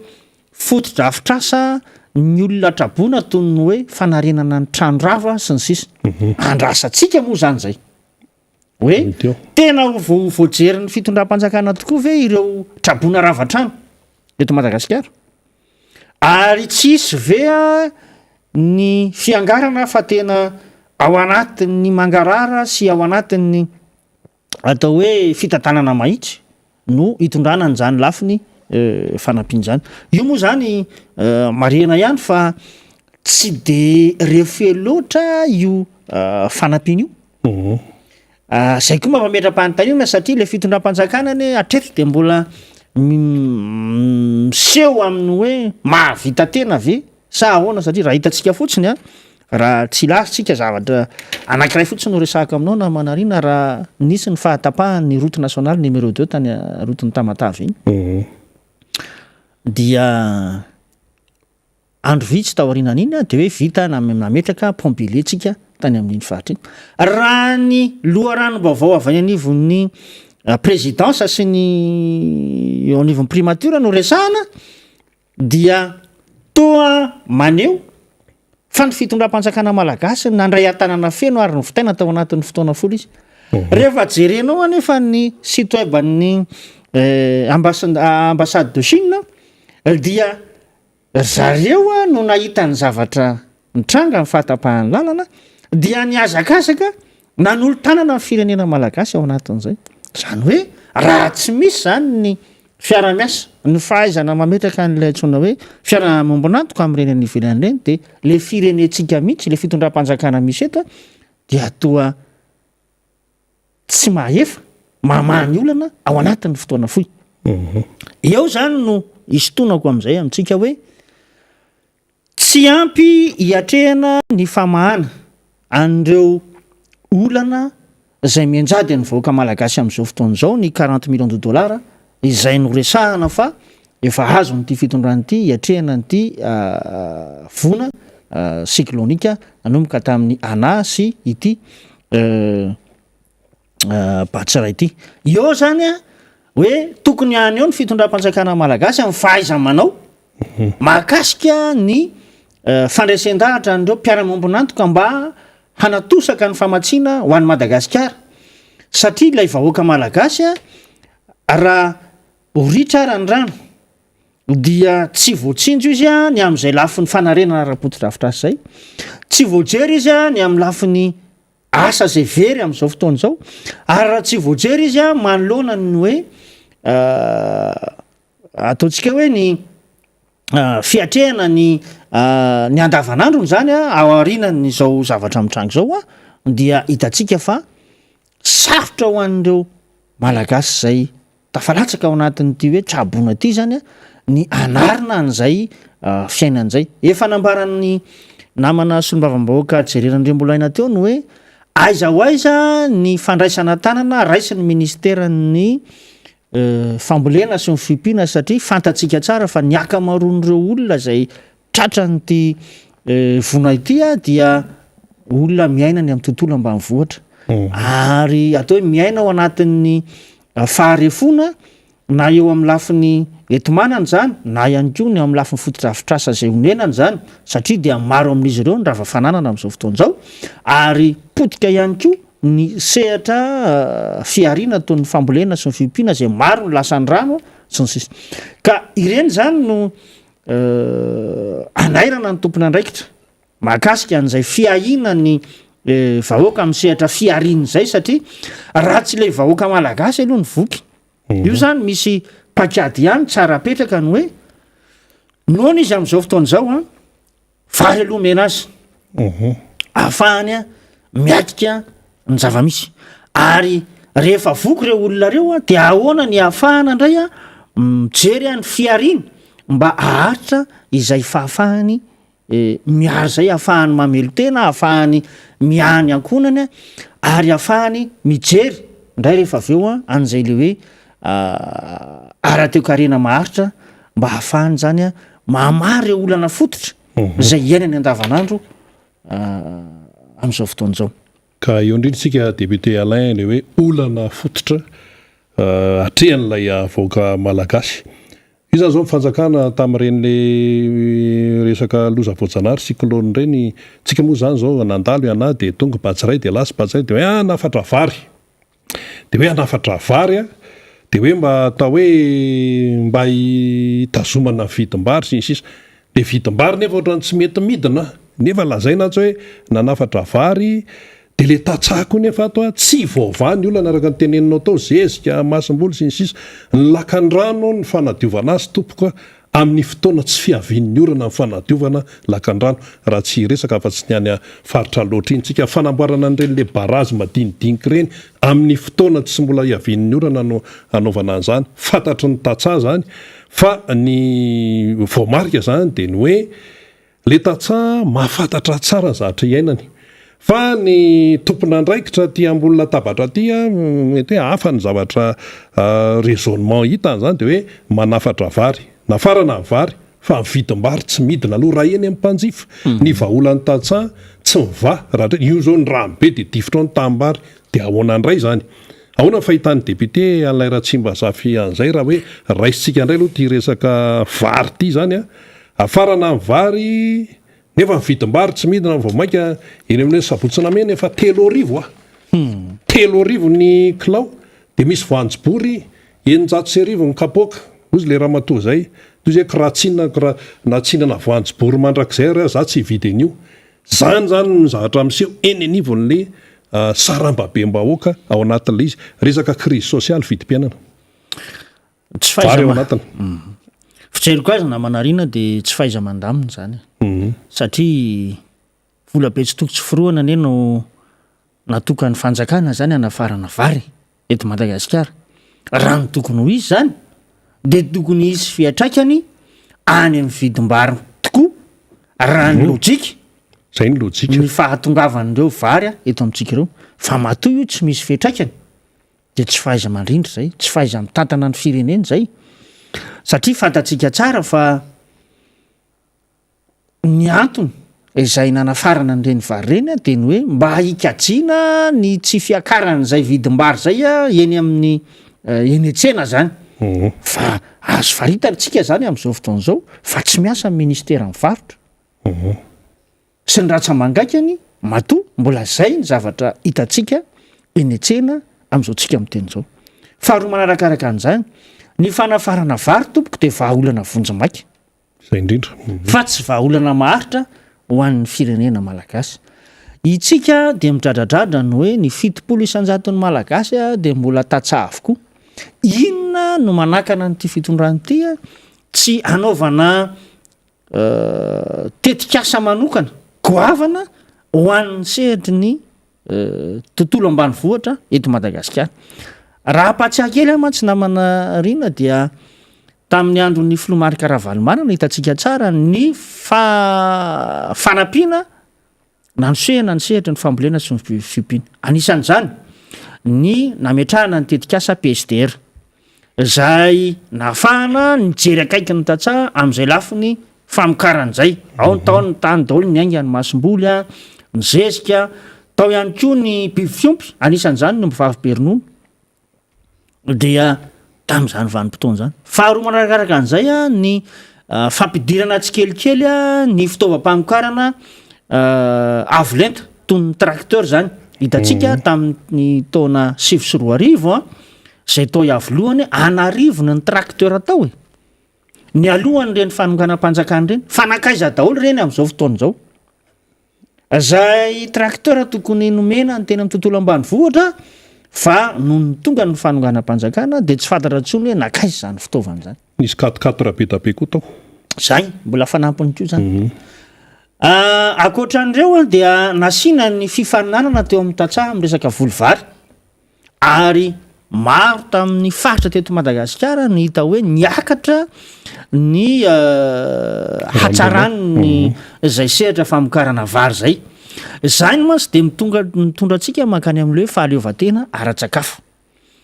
itsika raha izao zavatra misy atsika izao no mitoy dia toy ny vonjy-tavanandro sy karazana fisesehoana ivelany fotsiny ihany ny ataon'ny fitondram-panjakana fa tsy mametraka n'ilay tena hoe tena pakady entina ampandrosoana nyity fireneny ity maharitra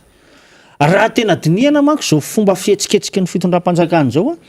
dia ilay fomba anababoana vahoaka ao anatina fifidianana ara-pitsy pitso ny mamay azy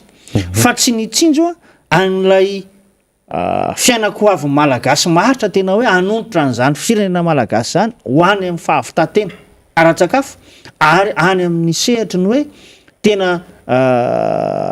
fandrosoany ny firenena maharitra fa dia eto manko tsika dia eo zao mandalo ireo vona maro samihafa ireo dia mandoalika foana le malagasy voatratra ny loza voajanahary kely dia tonga dia tsy hitantsony zay ho raisiny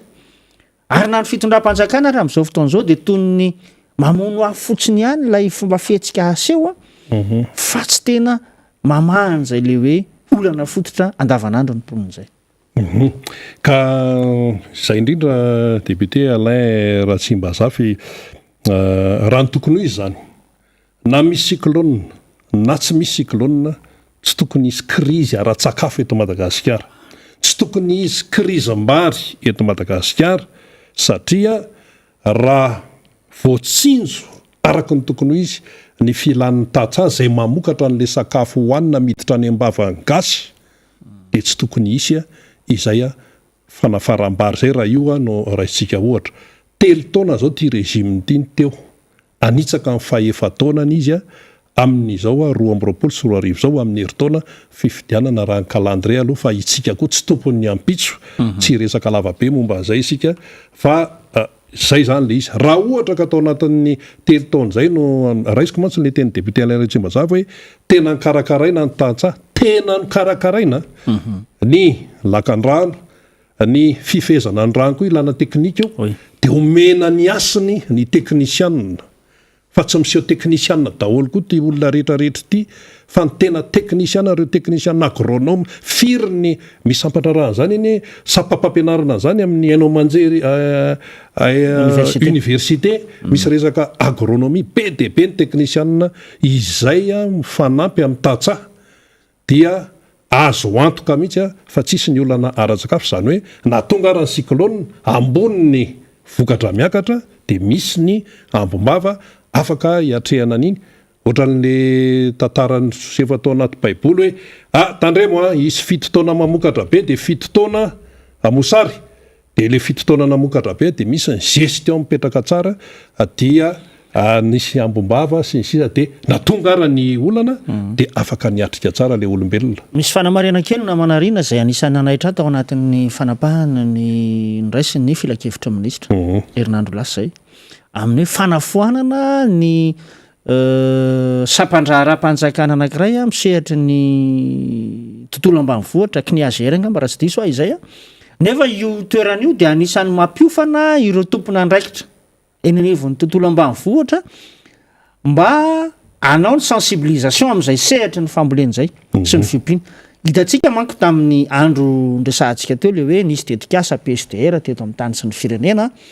dia tena misy mihitsy ireo teknisianina alefa ny fitondram-panjakana manofana an'ireo tantsaha amin'izay sehatra mahaliana azy zay ohatra hoe fambolena na ny fiompiana na salana amin'izany mba ho maty-haniny reny tantsaha reny amin'izao fotoan'izao zany na le sampandra-ra-panjakana io aza dia nofoanana fa natambatra amina sampandra-ra-panjakana hafa zay anisany hoe manafoana an'ilay andraikitra zay efa niantsoroana teo aloha zay miamanokana an'izay le hoe fampiofanana andreo tompona andraikitra na ireo mpanentana eny anivony tontolo ambanivohitra zay. Ka izany rehetrarehetra zany no ahitantsika taratra hoe tena mankany amin'ny fitadiavam-baolana maharitra ve ty fitondrany ty sa anao karazana fanampiana maso fotsiny ny vahoaka malagasy amin'ny hoe ity fanafaranentana lafo ty zany. Mariako manokana mantsy namanarina amin'ny lafiny ara-toekarena dia misy fetraikany be io fanafaram-bary io manoloana ny ataontsika hoe ny hoe ny vidinetany tantsaha zay tena mamokatra amin'izao fotoan'izao. Tiako lazaina amin'izay dia zao hoe ny tantsaha eto amintsika ny lafo de lafo ny ataontsika hoe maso-karena zay amina fambolena anankiray hitantsika ny fiakaran'ny vidiny zezika ny masom-bolo sy ny sisa amin'izao fotoan'izao afaranao le vary avy any ivelany amidinao 1000 ariary ny kilao. Aiza zany ny vidin'ny varin'ny tantsaha miohatra amin'ny vary amidinao 1000 ariary io. Na zany fijeriko dia hoe rehefa fanampiana ny olona ao anaty trabona rangaha dia meo azy mamay-pona io zay fa aza mbola amidinao 1000 ariary indray le izy rehefa aveo 1000 ariary ny raha zany any ambadimbadika ny tsy fantatra ny eran'ny zinga na ny kilao misy resaka zinga tamin'le toerana rehefa fanampiana dia meo azy any rehefa ataontsika hoe ao anatina vatsitsinjosotsika na salamza meo le carnera izay no hitanao fa mety dia aleo le olona isitraka an'izy mamay-pona dia vita fa raha tena hijery lasa famonoana ny tantsaha manko le izy hoe le vidim-bokatra zany ilay kajikajy manoloana andreo fandaniana maro samihafa tsy mifanaraka amin'ilay vidim-bary resahanao 1000 ariary hanika le tantsaha mihitsy ny tova osoosy ny mahatantsaha azy tsisy dikany amintsika ny lasa heri-pony sy ny herintsandriny ary ny atao hoe ny fampiasany an'ireo fitaovana misy eo ampelantanany azahoana vokatra lasa tsisy vidiny iny satria raha alefanao 1000 ariary le vidin'le vary ny vidin'ny famokarana zay avoakan'ireo tantsaha reo tsy fantatra mety hoe 540 na sahala amin'izany dia tsisy vidindray le vokatra an'ireo dia izay anisan'ny hoe famotehana ihany koa an'le tantsaha eto Madagasikara. Ka zay no mila rindra hoe rehefa hanome ianao dia omeo mamay-pona ary rehefa hivarotra ianao dia aleo mba dinihana ny vidinetana zay araka ny tokony ho izy ka tsy mamotika an'le tantsaha malagasy. ka zay indrindra mantsy tsara ny mariantsika aloha fa tsy mitovy mihitsy ny hoe manara-penitra amin'ny lafiny rehetra io sy ny hoe matianina tsy mitovy zany tsy mitovy zany rehefa mbolana manara-penitra ndraindray manahirana miteny azy zay indrindra leo amin'le manara-penitra amin'ny sasany izy fa tsy manara-penitra amin'ny ato fa ny resaka hoe matianina tonga de mazava zay inona dikany hoe matianina professionnel zay zany le izy amin'ny resaka fomba fiainana mihitsy io resaka fitantanana resaka fiatrehana loza ohatr'izao de mba zany manao zavatra matianina mba manao zavatra professionnel fa tsy amateurisme moa filazantsika azo atsika zay tititsika le teny frantsay misy mantsy titiny le teny frantsay de alao andeha atao an'izay resaka matianina no takina am'izao fotoana zao ahoana ny fahitany député Jerry an'izay raha ohatra hoe somary hiditra kely any sika amin'ny resaka ahoana ny fahitany député Alain raha tsy mazafy zay eo amin'le fifehezana aloha zany amin'le hoe fandraisana ireo trabona satria eo moa zany zao ny raha mafana amin'izao fotoana zao atrehantsika raha jerevanao ny fomba fandrindrana zany eo anivon'ny BNGRC hoe fomba fiasa ihany koa ny fomba fiasa ihany koa mazava ho azy dia mbola mipetraka foana ilay fitavozavozana na de efa nisy ara ny cyclone ana teo aloha antony anamarinako an'izany de ny hoe mbola maro fimenomenonana eny amin'ireny sita tsirairay reny amin'ny tsy fahatongavany fanampiana eny toerana mba ahafahan'ireo vahoaka ireo zany miaina toy ny sakafo sisa ny zavatra hita mantsy de zao hoe ahitana taratra amin'ny fomba firesaky ny eo anivon'ny BNGRC amin'izao fotoana zao ny hoe mety tsy fahampian'ireo oenti-manana hiatrehana ny loza ary manao antsoavo izy mahakasika an'le hoe aleo centralisena aty aminay avokoa rehefa fanampiana maro samihafa ny mipetraka nefa ho de zay foana hoe aiza le mangarahara fa rehefa mangarahara io ny hoe tsy mampanina ny olona ny manatitra any amin'ny BNGRC fa matoa ny olona mametraka safidy amin'ny hoe hitsidika toerana ray tsy nasala am'izany ary any avetrany ny hitondrany an'izay fanampiana hitany fa vitany anampiana n'ireo mpiray-tanindrazana zay trabona dia mipetraka foana izay lafiny hoe fitavozavozany zay fiahiahiny zay matoa ireo ataontsika hoe mararatanan'ireo tsy manatitra avetrany eny anivon'ny BNGRC ka ao zany no ilaina ny fangararana sy ny fahaiza mitantana ny fahaiza mandrindra mba hahafahana mamahan'ireo olana ifotony zay iainany vahoaka amin'izao fotoana zao satria tsapan'ilay olona any amin'ireny sita reny fa ao ny tsy fahatongavana ara-potoana nyreny fanampiana tokony ho azo ary misy mihitsy ara toerana zay tsy mbola nahazo fanampiana avy any amin'ireny BNGRC reny asa tsy ao anaty lista ave sa le fanampiana ny tsy ampy no entina hozaraina dia misimisy tsy misitraka an'izay ka izany tontolo rehetrarehetra zany no tokony apetraka ireo tompona andraikitra mazava tsara amin'ny vahoaka malagasy tsy ampy marina ve no ampelantanana de maninona raha manao antsoavo manoloana an'izay hoe tsy ampy ny ato ampelantanantsika ka noho izany dia manao antsoavo amin'ireo mpiara-bombonantoka na eto toerana na ny ivelany mba hahafahana mamatsy an'reto vahoaka trabony reto fa ny fiolon'olona fotsiny mantsy miolon'olona zany hoe toa mihevy tena hahavita teny io dia miteraka an'izao olana zay mianjady amin'ireo trabonareo amin'ny hoe tsy fahampiana na ara-pitaovana na ara-pamatsiana ara-tsakafo an'ireny faritra samihafa reny satria na ny tanty aza ange tokony aterina any amin'ireny toerana zay hitantsika fa rava finanana sy ny sisy reny de tsy ampy zany eo anivon'ny BNGRC indrindraindrindra moa zany eto de marena tsara ny hoe ho an'ireo any amin'ny faritra tsy mandrefana sy tsy matsinanana iny de hitantsika fa maro misy ahitana fiangonana ahitana tranopokon'olona sy ny sisa rava ihany koa zay atao hoe toerana zay tokony andraisana ny trabona dia anisan'ny olana lehibe zany ary eto dia anaovana antsoavo manoloana n'izay manana fahafahana rehetra amin'ny hanomezana toerana andraisana trabona satria dia nisy fanamariana moa tamin'ny hainao manjery anankiray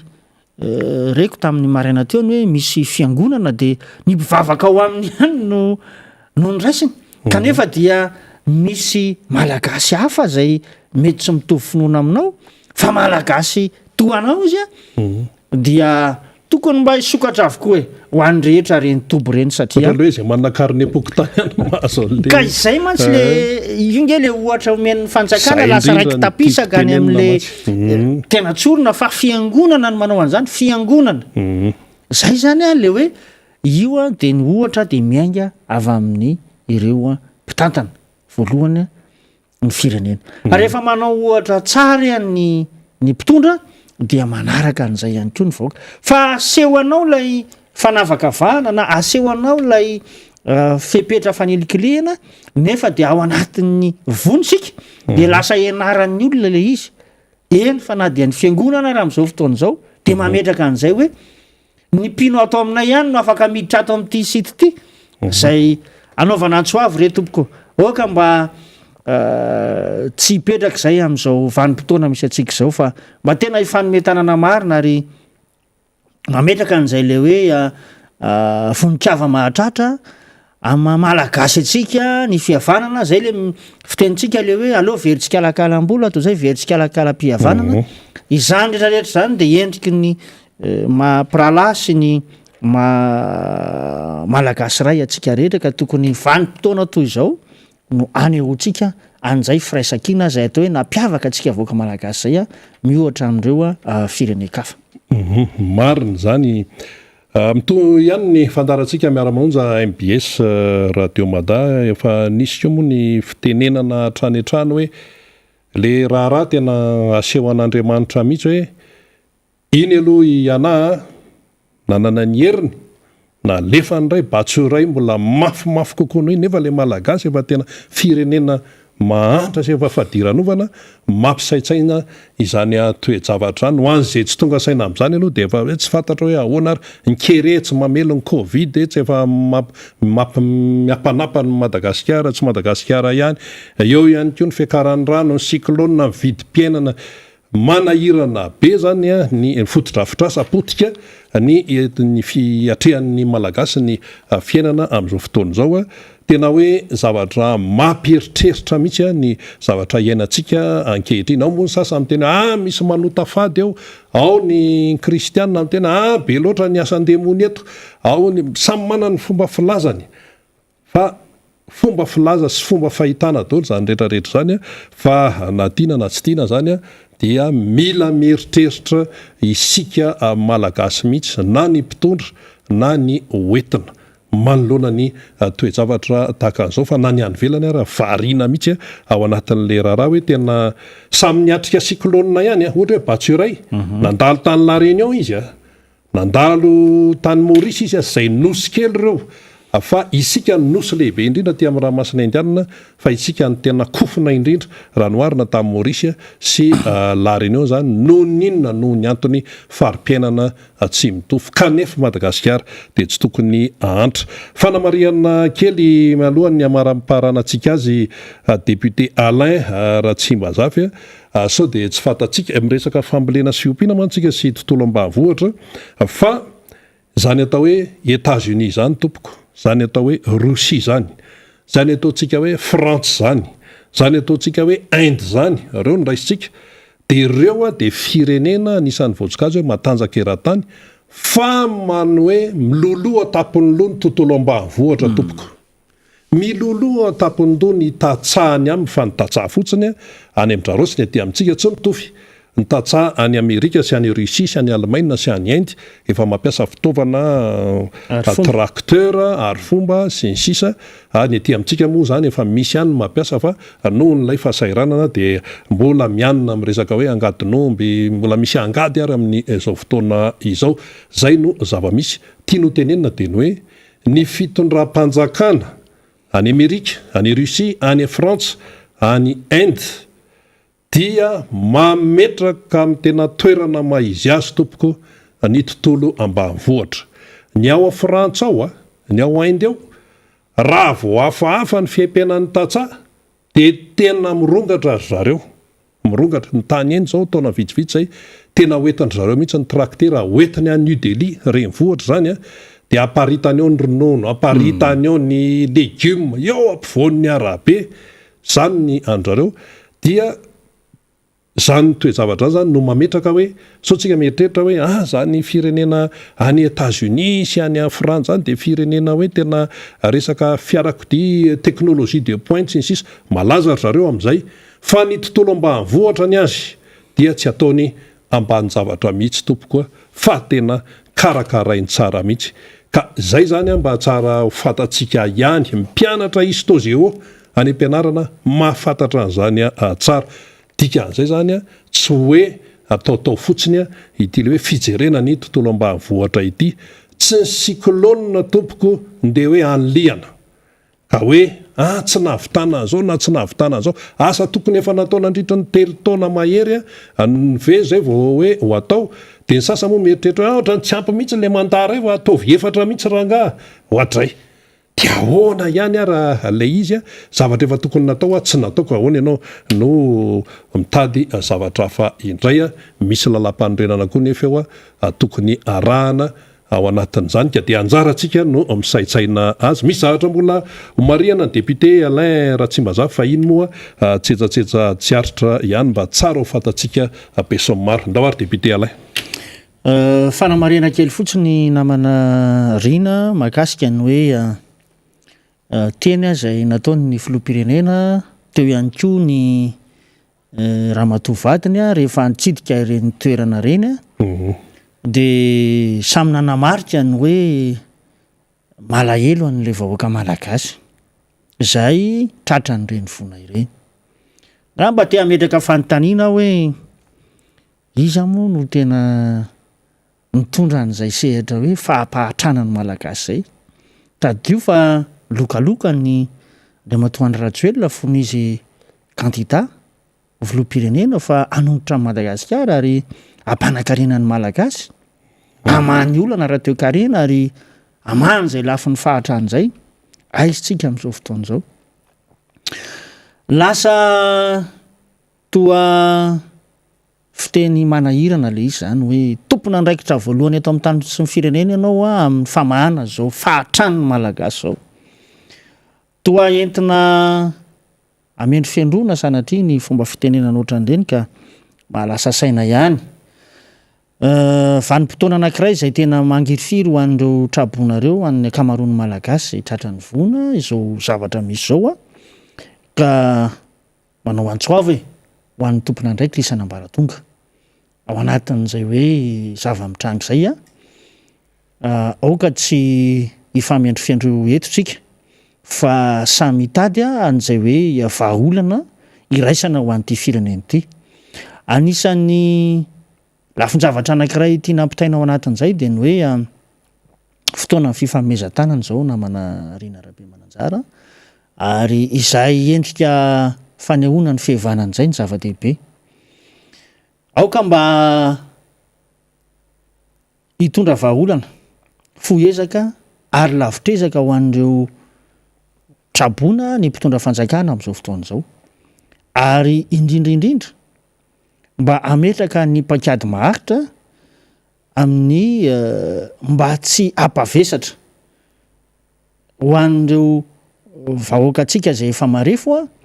ny fiatrehana ny loza voajanahary toy ny cyclone zay mianjady eto amin'ny firenena amin'izao fotoana izao noho izay indrindra dia aoka tsy apetraka ho fanilikiliana ny fisitrahana ireo fanampiana zay avy amin'ny fitondram-panjakana fa vola ny vahoaka malagasy ireny ary tsy tokony anaovana ataontsika hoe fanentanana ara-politika ny zavatra sala amin'ireny fa ao anatina fahasaranana ny olona ary ny volam-bahoaka ny entinao anampiana azy amin'izao fotoana izao dia midika zany fa aoka mba tsy hipetraka izay fanavaka vahana ny olona tokony hisitraka amin'ny fanampiana toy ireny noho izany tsy vahaolana tompoko ny fametrahana ho fepetra amin'ny fananana ny karne pokotany vao isitraka fanampiana ireo trapony eto amintsika fa rehefa tratrany vona reo olona reo a dia adidinao amma filoany malagasy ianao a ny manome sy mampisitraka anjany olona trabony zany rehetra mba hitovy avokoa ny fisitrahana ny fanampiana izay no ny andrandrany ny vahoaka malagasy nametrahany mpitantana nyity fireneny ity ka aoka mba ray aman-dreny ny malagasy a ny mpitondra fanjakana eto amintsika eto moa zany dia manantitra trany ny fankahirezana ho an'ireo avana ireo malagasy a zay tratran'ny vona taona fa zavatra tsy maintsy atrehantsika ny zavamisy amin'izao fotoan'izao ary izay no anaovana foana ny hoe firaisankinantsika ny hoe ny fanetanana mahakasika an'izay a dia mba samy fanometanana ny malagasy tsirairay a hiatrehana an'izao loza voajanahary izao dia makasitraka makatelona atsika nanaraka ny fandarana miara-manonja tamin'ity andro an'io a satria dia efa ao ankatoko ny famaraparanana ny fandarantsika atolotra ny namana rina ny manakatona izany fandarana izany eny ary amarana ny fandarana miara-manonja MBS radio mada isika ary eto ampamaranana moa zany dia averimberina ihany ny hoe fiarah-mientana tsika rehetrarehetra mihitsy araka ny efa nytenen'ny député Jerina Lemolena sy ny député Alain Tsimazafy ny amin'ny hoe fiarah-mientana zany amin'ny resaka fanampiana satria samy malagasy isika ary teo ihany koa ny fanambarana zay noentin'ny filohan'ny RMDM ny président Marc Ravalomanana amin'ny fiarah-mientana mba hoe hifanampiana zany amintsika samy malagasy vokatra ity loza tamin'ny rivodoza nandalovany ana sy ny nandalovany Batsoray ity izany eo amin'ilay hoe postana ny fanarenana ny tena raharaha be amin'izao fotoan'izao ka io tsy vitan'ny olon-drery io raha iteny mifanjakana fohy be hoe vitan'rery io dia azy aloha zay aloha fa raha iteny koa ny atao hoe ny mpanoatra koa tsy afaka hiteny hoe vitanay rery io na iteny ny ato hoe vitanay rery fa tsy misy mahavita teny zany eto indrindra miresaka loza voajanahary fa ilay fiarahana sy fanampiana ary zay no malagasy atsika mbola vanim-potoanany cyclone tsika zao tsy misy maniry loza mihitsy eto fa Yanas Batsoray rehefa reniny nataony engany ka tsy cyclone tonga aty amintsika itsony zay no faniritsika menakavy vavahana mafy amin'Andriamanitra fa tena efa tena reraka sika malagasy amin'ny izao fotoana izao tsetsatsetsatry atra fotsiny momba ny fanatanjahantena etsika mamarana azy dia lasa ny Senegal zany ny amboara tamin'iny kanina iny resany tamin'ny alalan'ny tir-au-but ny Egyptiana indroa ny Egyptiana no tsy nahafaty dia lasa nakany Senegal ny amboara tamin'ity kanina ity ny tsika moa zany ny Barea de mbola ho hitatsika eo zay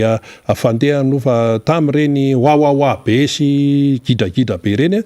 dia mbola tsy fantatra hoe ahoana sy ahoana no fandehany fa ny fanatanjahantena tompoko dia anisan'ny mampisongadina ny